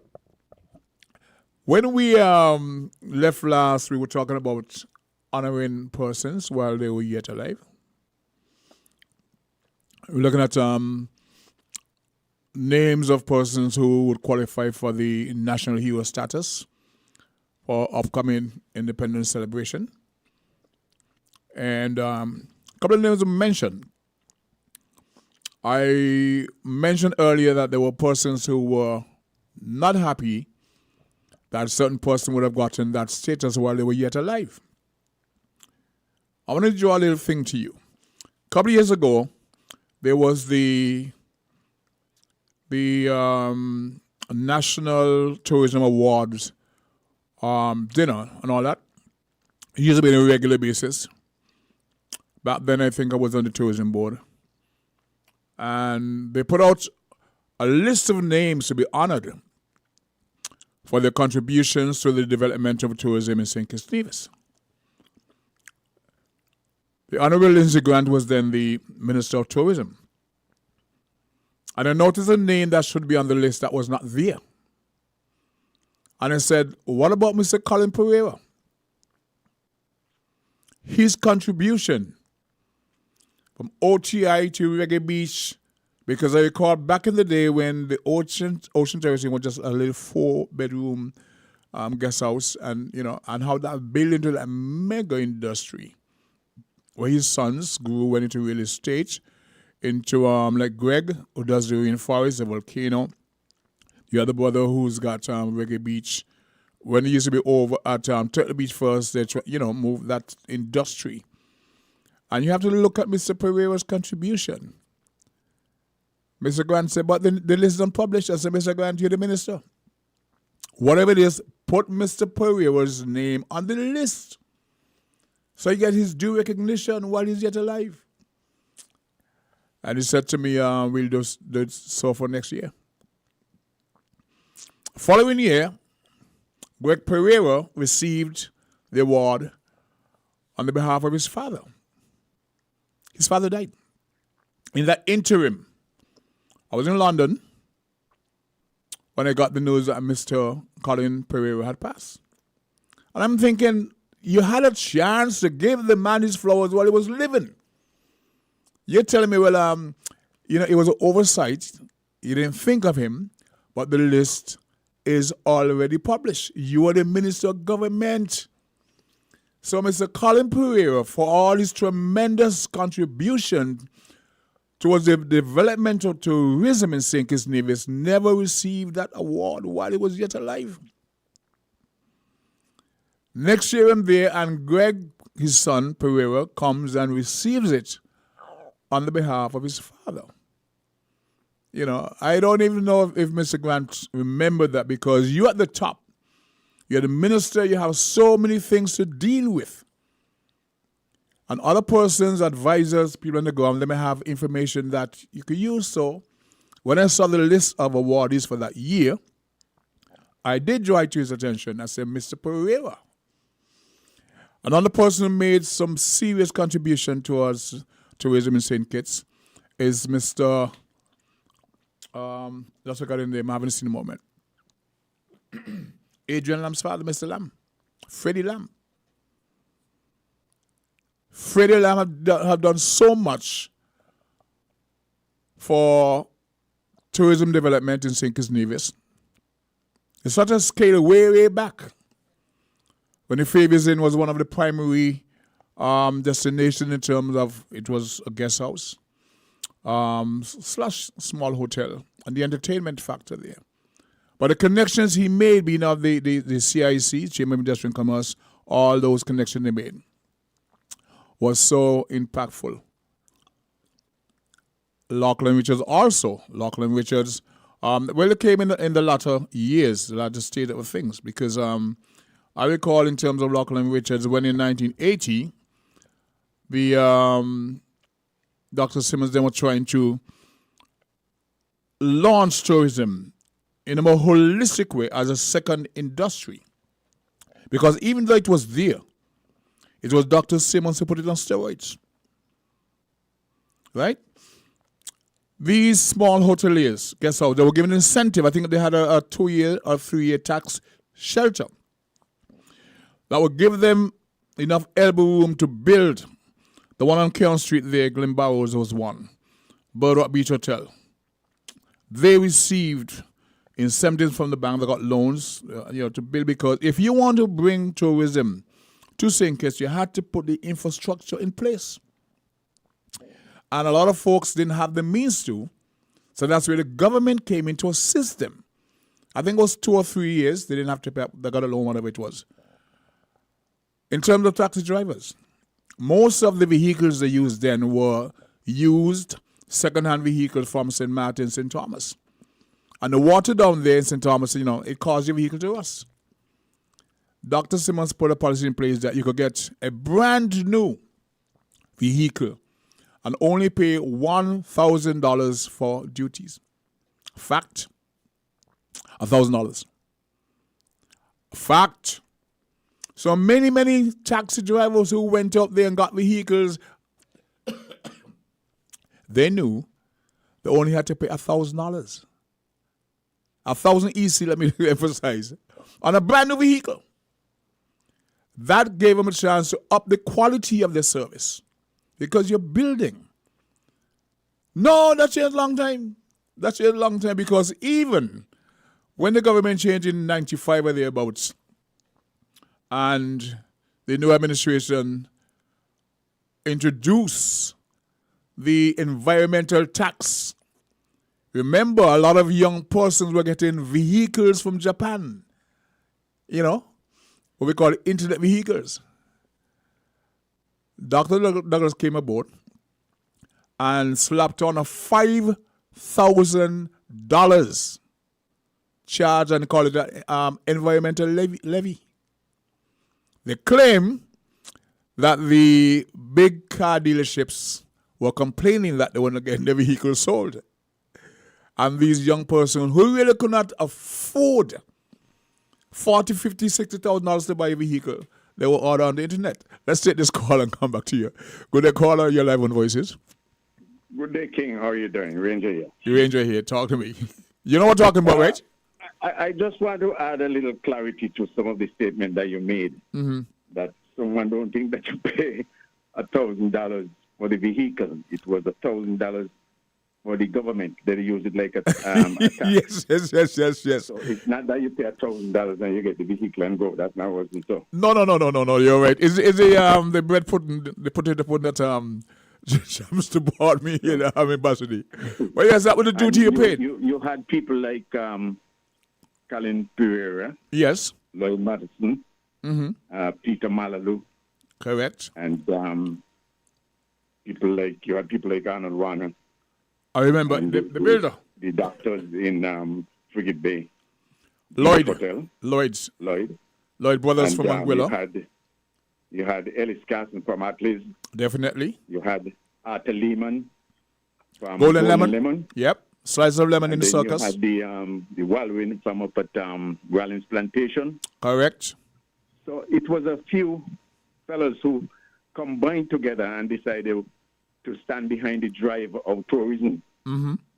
And what happened is that they eventually make it a what you call like a standard, a part of government, a statutory body to make sure they get certain rules and regulations in place.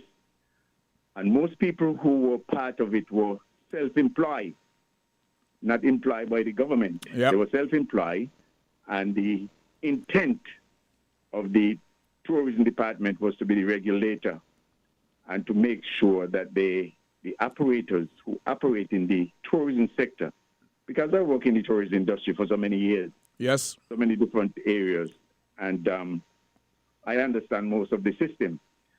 And actually, we had golf course. Golf was one of the key factors of tourism. And there was a saying of not having enough golf course. We need another one. So they decided to put one at La Valley. Mm-hmm. And that was when they decided to sign over the golf course to Marriott and a lease. Mm-hmm. The golf course in Frigate Bay still belongs to the government, but it's on a long-time lease to the Royal Beach Resort. They have which is now 50%, granted. 51% control of the shares. Well, no, I don't think it's sold in there. I think it still belongs to government. But I the didn't say operation- sold. They have 51%. They have the control in shares.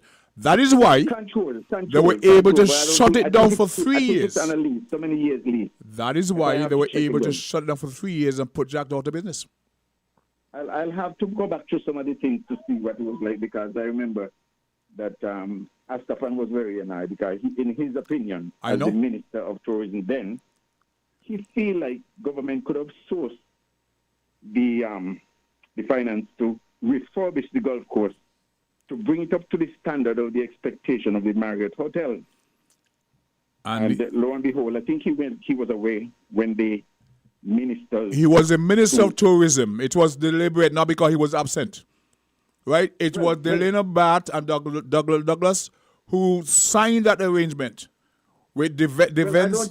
I don't think Dwyer was here because Dwyer didn't want that part of it. He didn't want it. Dwyer wanted it to be. It's one of the very few things that we agreed on. Dwyer wanted to keep it under government because he recognized that if one hotel have it, then they will have what you call a privilege. They were charging the others to use the golf hotels. course. And what happened is that other hotels used to book the golf course. Mm-hmm. And everything used to go through and to government, you see? So it was not only part of government, but it was a revenue earning to make sure that the development stay in place too. So he wasn't agree with that. No. I will say flat out. I sang about it too. He was against it? He was against that area. He had agreed to refurbish it, but not giving it out with the way that it was done. Correct. No.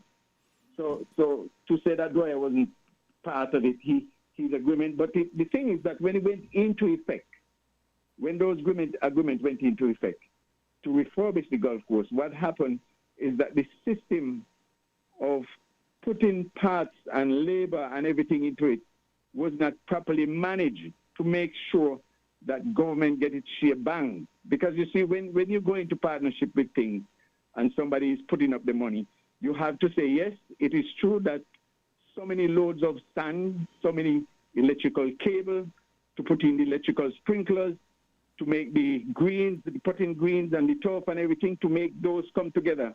And the labor cost and material, you have to have it down pat, because when they're finished, those people can inflate all the figures and give it to you. And because you're government, they could have you up a gum tree because you didn't put the proper mechanism in place to monitor them. And those are the things those are the areas where we fall short. We fall short in a lot of areas. We turn our back and we have dinner and we have lunch while Rome is burning. Yes. And so we have to be more cautious and careful as to the product that we have, because lots of people, they arrive and think it's with a small bag, but they plan to leave here rich.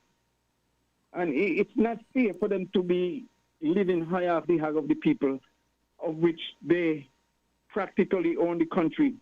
And some of the things that happen here, we just, I don't know if we're selling out ourselves, we're being bought at a cheap price because we are not accustomed to have certain things. But at the end of the day, when you finish with your people, how much pants can you wear? How many shirts can you put on? How many beds can you sleep in? And how much plate of food can you eat? We have to be very careful with as the you country prepare that we yourself have. for 6 feet under. And it's what you call our patrimony. We do some things that are lackadaisical because our own personal benefit, and we come right back. Okay. What shall it profit a man if he gain the whole world and loses his own soul? Okay. And those are one of the things that really bother me. I'm going to cut right now is that we are having a rise in crime, criminal activity. It is no Chinese are killing us, no white man. It's the black man killing the black man. Okay, I have a call on Look live. at someone killing the black brother. How can you kill someone who look like you and your own self? What does it profit you? Nothing. Okay. When you look at it, you're empty, you're shallow, you're lonely, you're scared because you don't know who see you, who coming after you. We got to stop. We have to look at all these things. Even the prices on the electricity going up. I don't know when it went up. Nobody did no announcement, but my electricity bill racking up. I want to know if I want to measure up with Brimstone Hill. The prices in the supermarket are crazy. no explanation. Have an call on line. To govern. I think I have said enough. Okay. And I listen now. Appreciate that, and I'll comment on that after this call. Conversation. I'll go back to the best part of the conversation, which is the listening part. Okay, appreciate that. But we have a sad state of affairs. Okay. Have a good day. Thank you for that. We just lost another caller. The caller there? Okay, let's hear your call. You're live on Voices. Good afternoon. Thank you for taking my call, and thank you for opening the show with regards to the petition that I have created for people in St. Kitts and Nevis to sign. Very interesting. To the Governor General. Mm-hmm. Yes. Outlining the fact that the Nevis Island administration leader cannot hold the position of leader of opposition is a conflict. And, you know, I've been bouncing this around with scholars here in Britain and lawyers as well.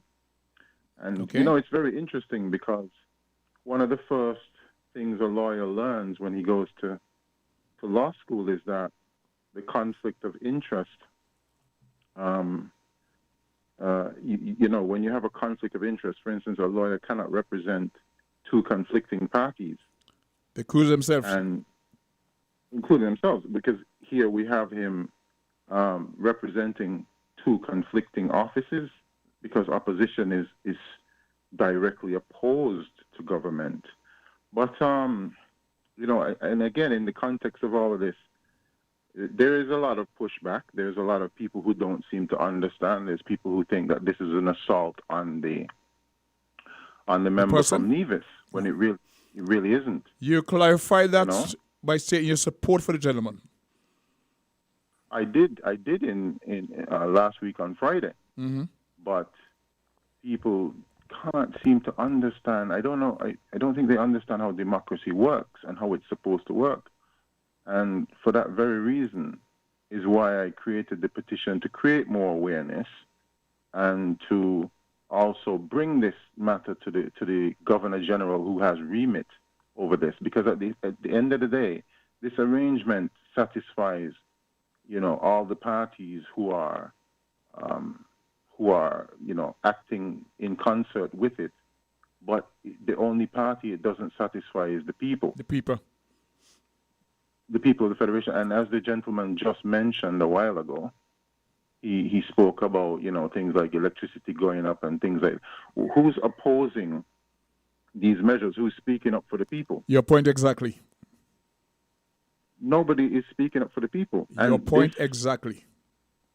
This honorable member is happy to sit there and take two salaries, holding two conflicting offices, and I can't see how this is being allowed in a democratic society. It goes against the exact principles of what democracy actually is. You know? It's basically saying, are you there? Hello? No, the James was saying this is where constitutional reform is needed. Are you there? Hello? We would have lost a caller. I hope he's there. No, I'm here. Can you hear me? Yeah, I can hear now. Yes. Right. In the interim, where there is no constitutional reform available, because that takes time, the Governor General has the power to remove that person from office.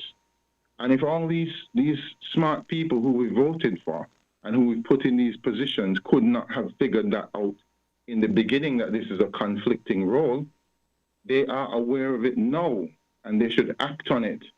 He should not be in office. The sun shouldn't even set before the Governor General makes an announcement on this today. It really shouldn't. I'll be paying attention. Say that again? We'll be paying attention. I hope they're paying attention because this is a very serious matter. It is a very serious matter.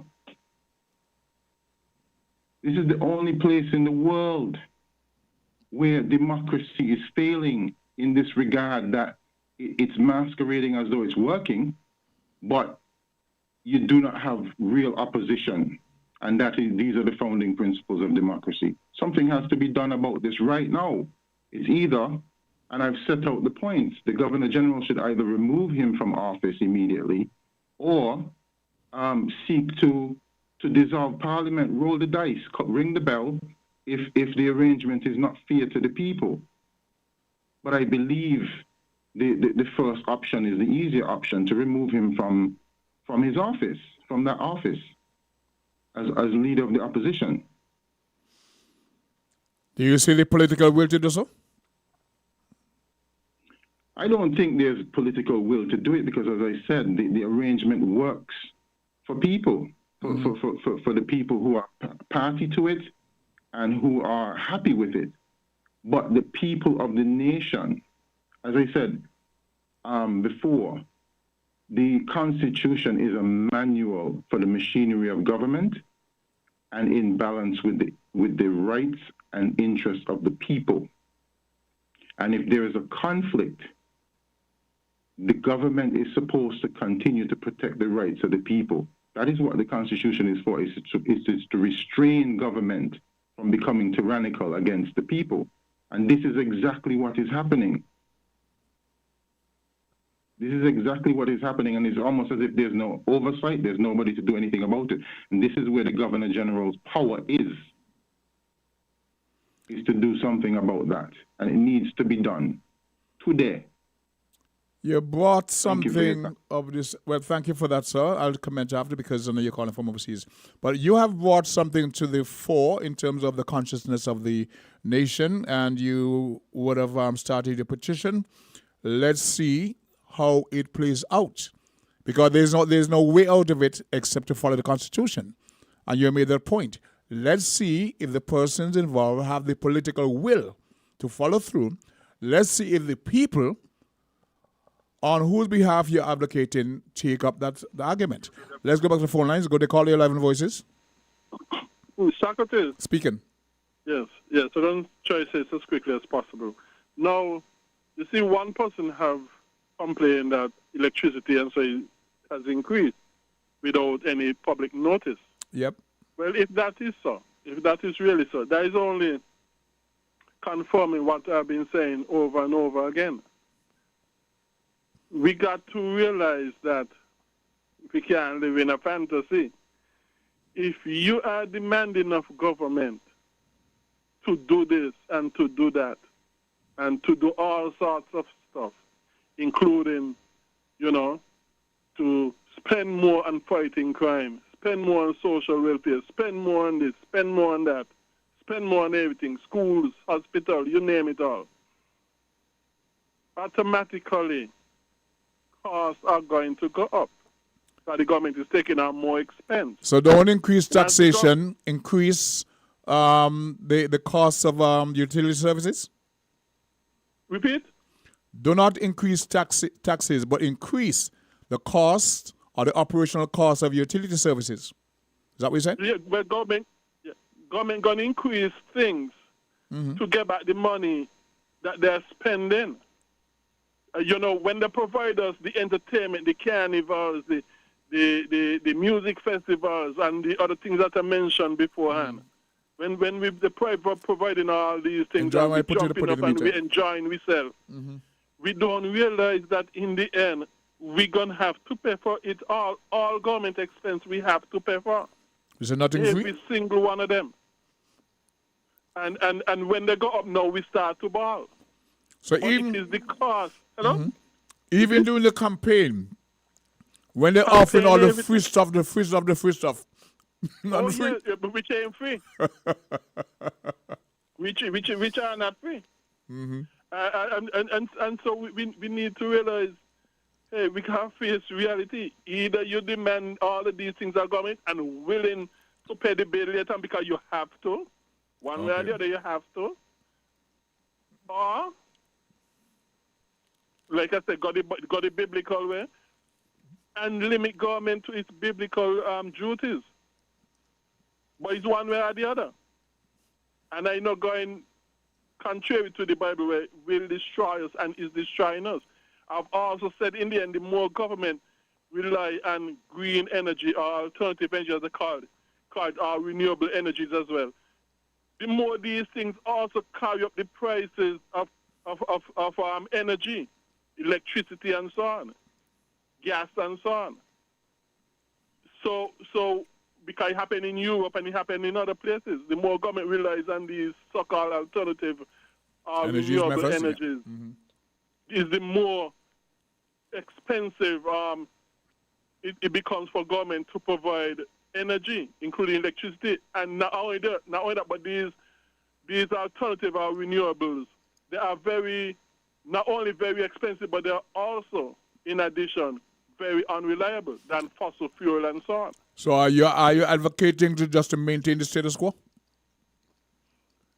Well, I am saying, all I'm saying is that government should not be in these business of providing these things. These should be for the private sector to provide. Otherwise, you're going to incur great government. What about the regulations? Debt. What about regulations? Who Everything government does. Cause everything government does, even if it's spitting the dot, going to cause an extra expense for the citizenry and extra national debt. So you're saying that the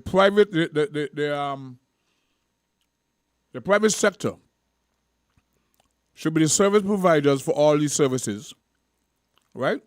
Yes. Government should stay out, right? Right, and lower the taxes, so that the private sector could provide these things a lot cheaper, and that you could increase competition. So you lower the taxes on the private sector, they provide all the services, there's competition that could lead to price gouging. Who sees to the regulation? The more and more competition you have, is the more prices go They will down. self-regulate? Yes. Okay. The market self-regulate. I see. Because competition is a great regulator. It's more effective and more efficient than government. I see. And it's cost effective. Unlike government is wasteful and very expensive. But competition is very cheap, and it brings down the prices more efficiently and effectively than anything else. Okay. No. The more government get involved and intrude into the market and protect people and that sort of stuff, that is when the merchants them and so carry up the prices, because they have the government distorting the market. Distorting the market? And that sort of stuff. I know of a certain supermarket chain that engages in price gouging in a way that's just illegal. Every week, every new container, price gone up. You ask, where's price control? You're asking for a scenario where the private sector can have a free-for-all in terms of how they run the business, but they're going to self-regulate when the bottom line is, no. You must have oversight, and that is the role of government. You're minimizing, or you're sending government to a place where they're just there. For what purpose? They can't, they shouldn't increase in taxation. They shouldn't this, they shouldn't that. Privatize everything. Right. Because it runs better. That's what you're saying. And I'm also saying is that the freer the market is, with the less taxes and so on, is the more competition comes into the market. We've seen that. And it forces companies to lower prices. We've seen that. But there are certain services that must be provided. Your roads, your power, your water supply, your schools, your hospital, etc. Right? The private sector, there's a certain tax base that you collect enough revenue from to run those. Right? But it is maintenance. School. Okay, look at the schools at our education system. You don't really pay for education on St. Kitts. You do. Huh? You pay for everything. What you think the national debt's high? You pay for everything. But not only that. Not only that, every one of those essential services they speak of, in places where they are privately provided, they're much better provided and more effectively and efficiently Better provided. quality. Okay. Better quality. Every one of those essential things that you mentioned. You know why? Because government is wasteful and very ineffective. All right. Yeah, so you come back again. This is the wisdom of the Bible that limits government very much, because God knows how He created government to work, and when we operate contrary to the Bible, it's going to be counterproductive, and we are seeing it. Okay. That is why countries, the more they cut government spending, the more they limit government, those countries boom more economically, and poverty is slashed. Okay. Okay, Socrates. Thank you for your contribution. I appreciate that. Let me go back to Mr. Ewan Herbert and what he has started in terms of the petition that he addressed to the Governor General. Okay, then let's call it firstly. Could they call the 11 voices? Say, King. So, I understand what Gregory is saying, but at the same time, Gregory must understand that we operate in a top-heavy system. We are like what you call fat Albert. Oh, okay. We're carrying too much dead weight. Mm-hmm. The feet underneath are too small for this kind of weight. We own Sullivan Courthouse. Why can't we clean it up and stop paying such a large rent for courthouse space? Why can't we clean it up for the High Court and the Magistrate Court? Cayenne Post Office closed now for years. Why can't they clean up and go back what into they're saying, use? mold? They say mold, but they could be cleaned up. And not a number of government buildings. Every household in Sink is having mold. Mm-hmm. Because the temperature have a tendency to change. And when the temperatures change and the walls sweat, mold will gather on the wall from the flying particles that move to the air. But you don't hear any private person moving out of the house to go in somebody else's house. They clean it up. It is cheaper to clean up than to move into somebody else's own. Because they have mold too. They have mold. Check out the costs and the expenses of which we are running ourselves in. Mm-hmm. It's too much. We are carrying too much load that money could be otherwise spent someplace else. Why are we taking from Peter to sacrifice Paul? And Paul walk around town with a big grin because he belly full. Because Peter must always pay for Paul. Hungry belly to keep heart because he belly full. People have to be careful as to how they look at things because people are not blind. Never here in my life where a clean dog make a mangy dog clean. But a mangy dog always make clean dog mangy. Mm-hmm. People got to be careful with where and who they associate with and what they do. Because you're hurting other people's pocket. Make decisions to help people rather than to sink them. That's what government for, that's what it's all about. To defend the poor and the weak against the strong. To defend the women and the children because they are the continuation of the generational family. And I say we need to work together to do certain things, to achieve certain things, rather than to build up somebody else's empire. So much thousands of dollars. Every look month, at Port Zante. that check is paid. Look at Port For Zante. what? And we have buildings sitting down. Yeah. Everywhere you go, government have building rented. Why? It can't be right. It can't be right, man. It ain't right for no administration. I don't care. You could be Labour, PAM, UP, United, wherever you come from, Nevis. It cannot be right. It cannot be right, man. At the expense of the people. Yep. Well, if you have so much people that are unemployed, take them and carry them to clean up the courthouse and get it ready for our people to go in. Why we have to pay rent to somebody else? I have nothing against those who collect the juicy check, you know. I have no rent, no vexation against them because they ain't got nothing to rent. Mm-hmm. They ain't got to go to rent out. But you swear and promise to look after the people and to protect them. And that is expected of you. Nobody asking you for handout. Give them work to do so that they're able to support their family and maintain a lifestyle. that is not below poverty. I think I said enough for the day, but you've said a lot. The people, because it's a sad state of affairs, and we need to fix things. Like the gentleman say, somebody double dipping. We need to fix things. If you see the wrong, check them out. Mr. AG, Attorney General, look at things and correct them. It's never too late to do the right thing. Discuss it with Mark. He could see he's a liar, and he could understand these things. Why are we double dipping? Don't make no sense. That came because of appeasement way back in the day. There was a certain level of appeasement that was countenance back in the day. It's going to be right today. Fix things. Make the adjustments as we go along. Because what happened, Wasi, is that according to who is in, they don't criticize it because when they go in, they benefit from the same policy. Don't criticize it. Fix it. So on that particular topic, their mum. Fix it. We fix it. We can fix it. Those are such a difficult thing to do. Well, the question I asked a while ago is, do we lack the political will?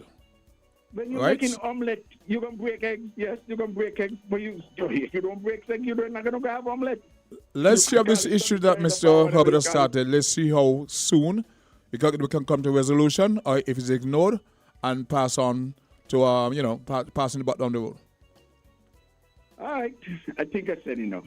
Have a good day. Thank you once again. And we pause at this point to give credit to our sponsors, who without this program, their sponsorship, this will not be possible.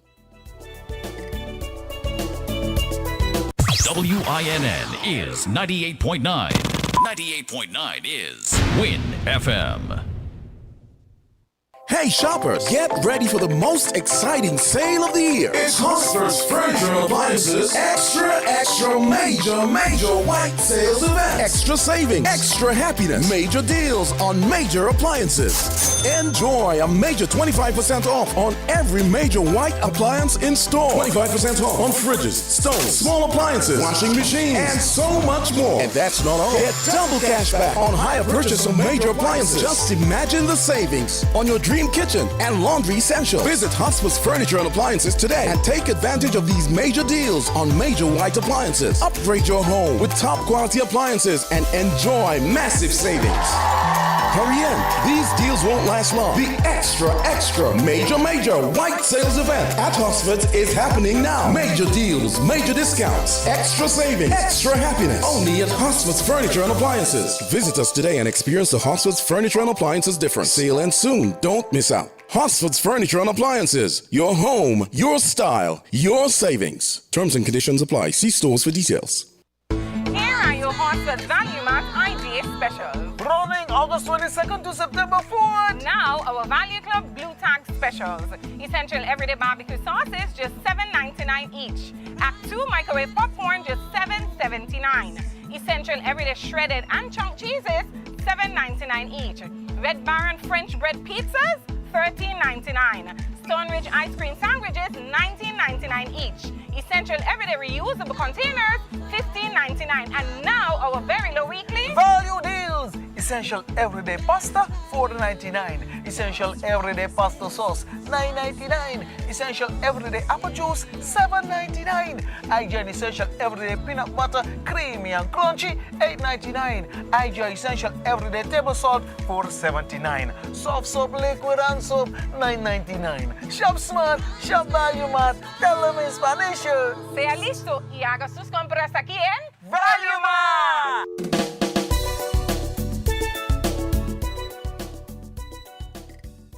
To our viewers and listeners, welcome back to Voices. Are there any call on the line at the moment? Okay. Okay, caller, we just missed you. You were trying to get in on the line, but let's see if you're the person who's trying to call. Welcome to the program. You're live on Voices. Yes, Mr. Herbert cars failed before it starts. He caused what? His cars with the petition. Uh-huh. It failed before it starts. The AG, not the AG, the Governor General, yes. Had not been in there for a term. So if one of the options is to call election. You understand? This the is party deep. itself only has a majority of one. Mm-hmm. Only 6 over there, you know. And right now, the satisfaction level of the population is below average because a lot of the projects that they were expecting to start have not begun. Materialize. So the idea of having fresh election, that is out. To move the Mr. position is out. So have you no other options? No. The only other option he has would be for him to have a personal one. Because I said it to you now, he could have given the position to Sean. Richards, yes, I thought so. Yeah, because of his, his delicate position in relation Being to... the premier of Nevis, part of the federal government. It's not so much of being the premier, It's being at the mercy of the Labour Party, who control all the citizenship money, and who only commit to send, the 5 million, which does not even cover the wages in Nevis. Is that 5 million per month? Yeah, 5 something per month to help with the wages. While they in sinks are able to cover all if they want to, because they have all the money. So Mr. Brantley is in a delicate position. He wants his fair share, but I am saying he's waiting on Dr. Drew and the World Bank. And the World Bank said they're soon ready. You think he's not content? I don't think they were asked to do a study, right? Content. They were asked to look at the World Bank. Well, Dr. Drew pulled up.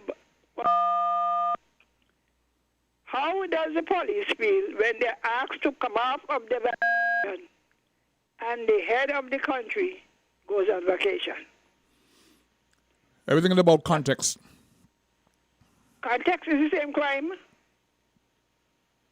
We're saying crime is Dr. Drew is on vacation. He came home for the funeral.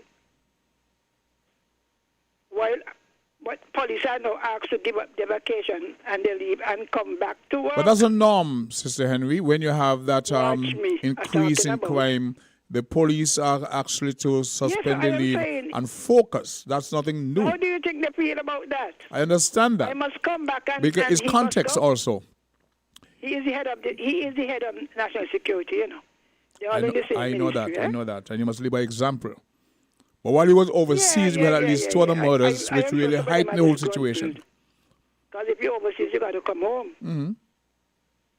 So talk about it. So he has to try something else. Well, we'll he's see. asking for is not going to work. We will see. Because this is bigger than I really thought. The party is 2 years. Unity had 2 years and had election and lost. You don't think Labour would last? Okay. Well, what I'm saying, he's speaking about what they risk it for him? He's speaking about what the Constitution provides for. What is wrong, etc., etc.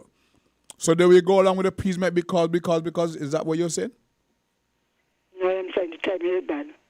The timing is bad? Just 2 years, Labour has not settled in yet, They have not settled in. No, it's true. They're waiting for something to start. People are waiting for something to start.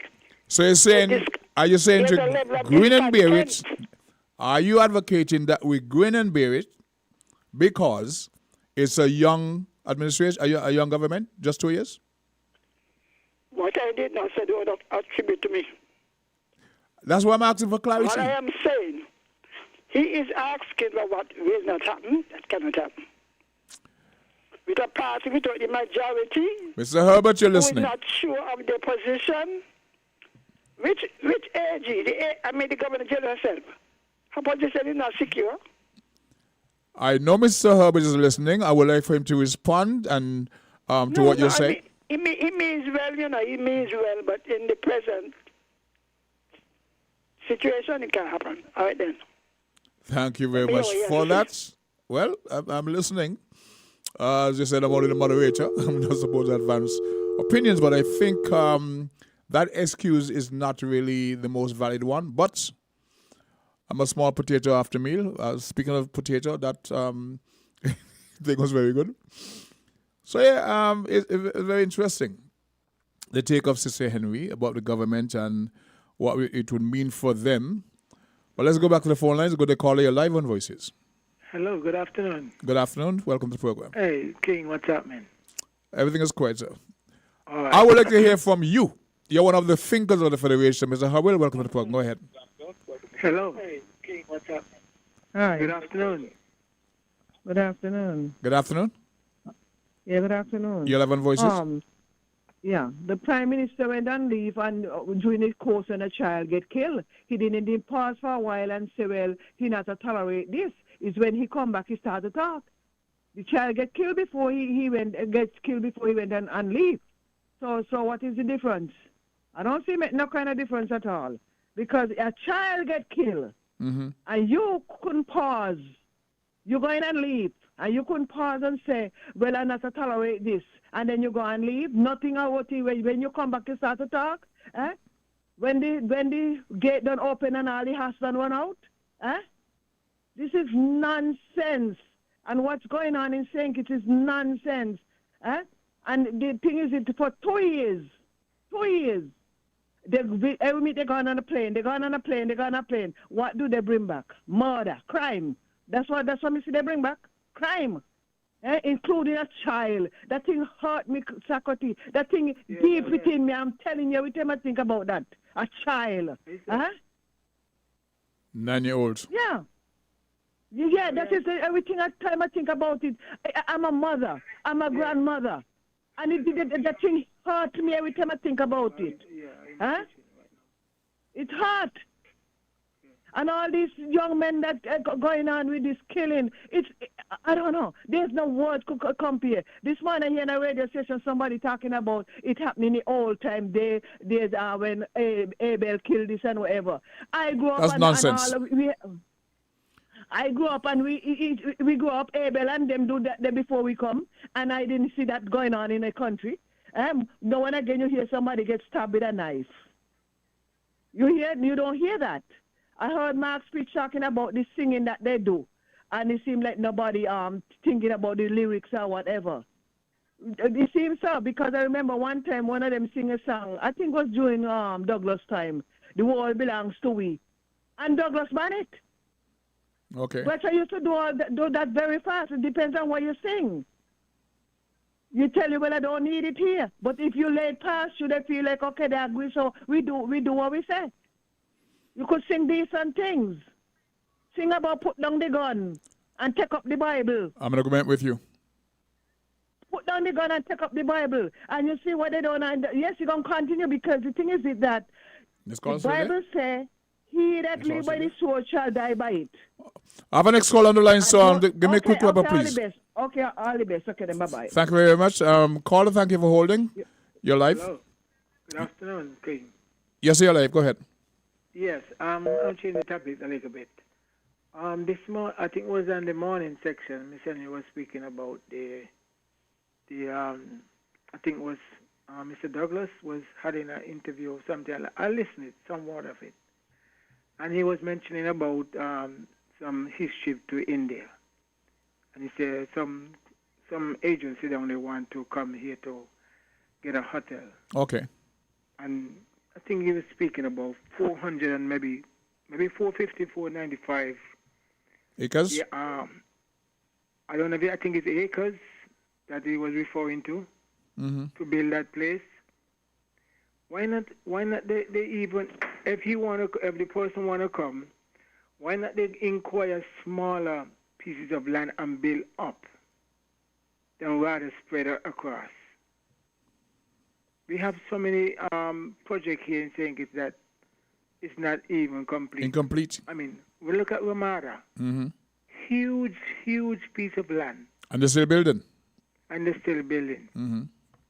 I don't know, as Ms. Henry mentioned, I would rather see them to bring an investor to run that place, because I think that place is a beautiful place. It's in a good location. I mean, away from the hustle and bustle. So even though I don't think we need any more hotel at this time. Let these hotels that we have run over. We have Embassy Suites in Potato Bay. That's started. There's nothing happening there. And there was one next to the Ross University. Yep. That even those need to complete. And what about the hotel was De Angeles, which was below Marriott? If they even want beachfront. The properties are there, but they're in a very bad state. Very deplorable at the moment. Yeah. Knock them down and start. And that's on the coast. So they want to get something on the coast close to the beach is fine. It's on the Atlantic side, yes, but at least. Yeah, man. I tell you, man. I think there are too many promises, man. We need to manage what we have rather than bring in new ventures and then you find they leave afterward because look at Christopher Harbour. Oh, yeah. What's happening there? Not much going on.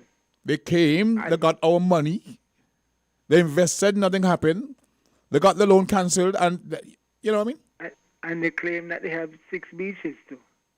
6 beaches? They said Body Derby, I listened him say he have 6. He think most of the 6 beautiful beaches in the Caribbean. Sandybank Bay? Well, I don't know. He says 6 beaches. I don't know which are. Sandbank Bay is on the Atlantic side, and even locals go there now. They have an issue with us. Yeah. And I do have a problem with a lot of the investors that comes here. You have to make sure they come with money. Bring Please your money. Don't let them borrow you. Bring your investment. Don't come to borrow mine. Yeah, you and then you take off. In the end, you're going to benefit. It's your benefit, so I don't like that idea. So what actually happened, right? These guys study us before they come here. And they realize we have a penchant to let you come with your empty pockets because we want to look good. That we bought this investment, that investment, etc. And you offer a certain employment. You as a government, you want to be able to say, I generated X amount of jobs. But sometimes the terms and agreements for the employment is not good. Why we are falling for it? It's been happening. I listened to that interview with Buddy Darby when he was on Julian Libert station a couple of years ago. When they did offer him the money, he said he don't really need the money. If he really does not need the money, why did you take it? Okay. Who don't take easy money? I guess who don't take easy money? money? Money like candies, yeah. Because we think that they can better market the destination. Once they're here, they invest in market and bring in more people, so the vision is good. But then you're losing capital. Because over the years, we live in a hurricane zone. Look at what can happen in about hurricane season. We have to start again. Some years ago, 4 season was affected by hurricane. 6 months. I set back. You basically have tourists almost for 6 months. So what we have now, what's the commodity? Passports? Because you hear they have oil between Guyana and Venezuela. These are the fine assets here and here. What do we have? Passports?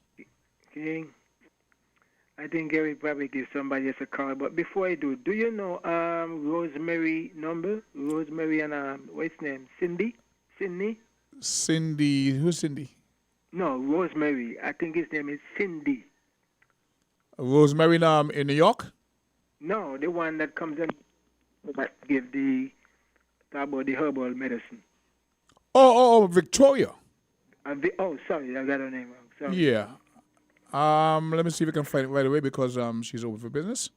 Let me see if I can find it for you. She won't mind. So, just give me a second. I'll get it for you. Where is she now? Okay. 664. 664, yeah. 1175. 1175. What you say her name is? Victoria. Victoria. All right then. Give her a shout. All right then. Thank you very much. You're much welcomed. We pause now to give a little more credit to our sponsors, and when we return, we'll continue the discussion. We're different. We're 98.9. 98.9. Win FM. Portsmouth's Value Mart IGA is helping you spend less and save more. How, you ask? Essential Everyday and Equiline. Spend less on our Essential Everyday products and get the best quality, the best taste, and the best value. Spend less for all your family health and beauty needs with the Equiline brand of over-the-counter products. Portsmouth's Value Mart IGA is helping you spend less. With our Essential Everyday products and Equiline over-the-counter health and beauty care products. Shop smart and spend less at Value Mart, where price matters most.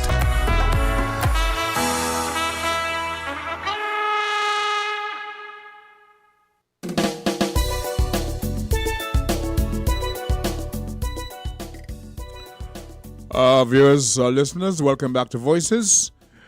And we got just about 10 minutes before we wrap things up today. So if anyone want to make a contribution by telephone or WhatsApp, give us a call, 662-0989, and be part of the discussion. We just had a call from the last caller. We spoke about the investments, what's happening with what we have on the ground, what's not happening. He was trying to give clarity to a point that Sister Henry raised earlier about a project hotel and thing that Dr. Douglas would have been referring to. At one point, I heard the Minister of Tourism mention the need for more hotel beds. You know, we have them on the ground already. They're here on the ground already. So they bring new ones, and then you can fill them, fill the ones that are here. I'm not saying that I have answer to I know about what's going on there, but we have so many hotels in the ground that are underutilized. We have the buildings that was started. We have this project in Frigate Bay in the hills above Pirates Nest. I don't even remember the name. What's going on with that? What's going on with that? I mean, it looked beautiful. Only if they were hired. Right? The Embassy Suites I mentioned, and there was supposed to be another hotel that Lindsay Grant mentioned, not the Radisson, was supposed to be built in Frigate Bay. The Ritz-Carlton, yeah.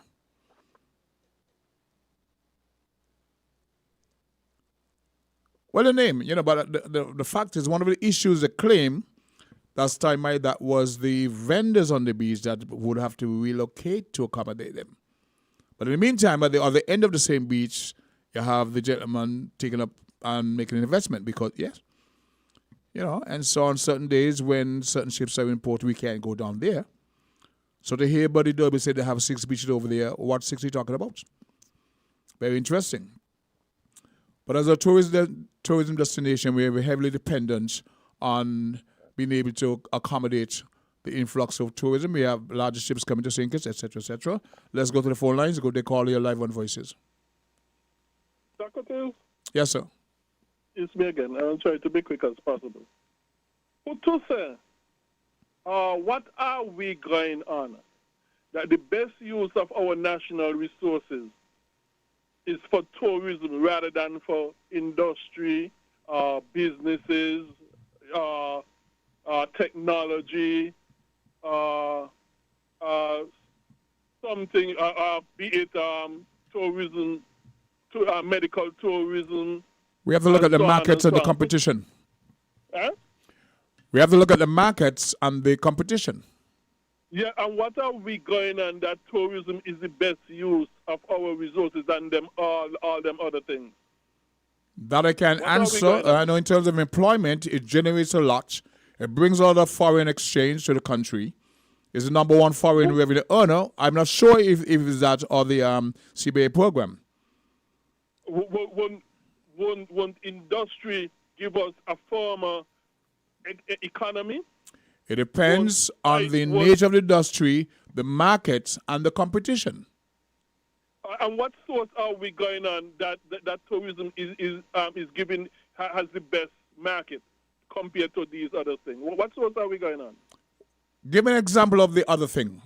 Another commodity. Tell me something. I just mentioned like industry, businesses, be it hardware stores, supermarkets, you name it all. Medical tourism with private hospitals and that sort of stuff. Other human ventures that we do that generates lots and lots of money. Who said tourism, what are we going on that tourism is the best use of our... I am not saying that. I'm not advocating that. For example, agriculture again. Yeah, but who said that tourism is the best use of our resources? Currently, medical tourism accounts for 11% of our GDP. Currently, medical tourism accounts for 11% of our GDP. Yeah, but remember, we ain't have no real investment in that. What do you call Rush University? But who to say if we didn't put the investment that we are not putting in tourism in that? Who to say we wouldn't have been better off? where technology is concerned, where industrial agriculture is concerned. I am not. Who's arguing that, by the way? Who's arguing that? No. No, I want to know why this emphasis in the direction of tourism over against the other alternatives. Back in the day, in 1974, Premier Walters of Antigua shut down their sugar industry and introduced tourism as a primary focus. Look at what it has done for Antigua. But who to say Antigua? We were among the last to jump on the tourism bandwagon in the region. But we've done exceedingly well. Yeah, but Socrates, who to say we wouldn't have even done far better? Agriculture has failed. Look at the wind band situation. What about industry? What industry? Textile. Like manufacturing stuff. Like manufacturing stuff. Look at the global markets. We can't compete with the Chinas and the Japanese when it comes to manufacturing stuff, technology. We're not in the league. In the meantime, you use what you have. With tourism. Huh? But we could compete with tourism with countries that have better tourist facilities than us. Yes, because the trends. The Caribbean is a big market for tourism. Even though there are many islands, there are trends. There were times they go to the Mediterranean. There are times they come to the Caribbean. We own a piece of that pie. So you don't think, so what are you going on? That if we had got in the direction of agriculture, industrial businesses, so that we wouldn't have even done better? What are you going on? Because I think in anything, just like there are places that have better tourist product than us, and we are competing with them in tourism. I think even with agriculture and all them sort of stuff, businesses, manufacturing, all them sort of stuff, I don't care. We could compete with any other country too. Like who? We might be even better off. Like who? NAFTA. That trading bloc between the U.S., America, and Canada. Well, Canada, U.S., and Mexico killed a lot of potential in terms of shipping products to them. It's easier to drive across the border from Mexico into the U.S. with banana than ship from Dominica. So our manufacturing here ain't doing good. What are we manufacturing? We manufacture up at the industrial site parts that's using the U.S. aerospace program. But it's a U.S.-based company, U.S.-owned company, employing people out here. Employing people out here. Right. Huh? And don't you think if we had spent more investment in that we would have been doing it much better? It's whom you attract. It's the investment you attract. We would like to see. We would like to see. Tourism. Just like how you attract tourism. But anyhow, Socrates, another thing quickly. Let me say this quickly. When Miller, Argentina had a socialist government, okay, and was doing everything that we recommend for government to do. The government should regulate this, regulate that. We're 29 past. Tax that. We're 29 minutes past. Huh? We're 29 minutes past. Yeah. I'm going to say this quickly. The government should provide this, provide that. And cost of living was going up. Inflation was going up in Argentina, and so on. Things were getting worse in Argentina. And just last year around December, when Miller came into office, he's a libertarian, and he instead of expanding government, how government doing this, he cut back. He eliminated government departments. He eliminated rent control. He eliminated a number of things going in the direction of less and less government. And Argentina has been getting better and better, and poverty has been going lower and lower, slashing and slashing. And Argentina is now benefiting a whole lot. And we're now out of time. Libertarianism. We're now out of time. Government. Gregory. Thank you. Another day. Thank you so very much for that. Thank you. For viewers, for callers, I want to thank you for making today's program what it is. Everybody made a contribution. I want to appreciate that. We touched on PLP's non-invitation to the PM crime symposium. We spoke about Kim Collins Day being yesterday, the 25th, and the possibility of him or others being elevated to that status of national hero. We sorry, I'm actually out of time. I have a call coming in. I got to take it right now. So until Wednesday, God's willing, we will. All right. Okay. I'm about to leave, but I want you guys to stay tuned for Jamster Spin Cycle. All right. And it's sponsored by the CPL. So stay tuned. God's willing, I'll be here on Wednesday morning. In the meantime, bag of sugar, stay sweet.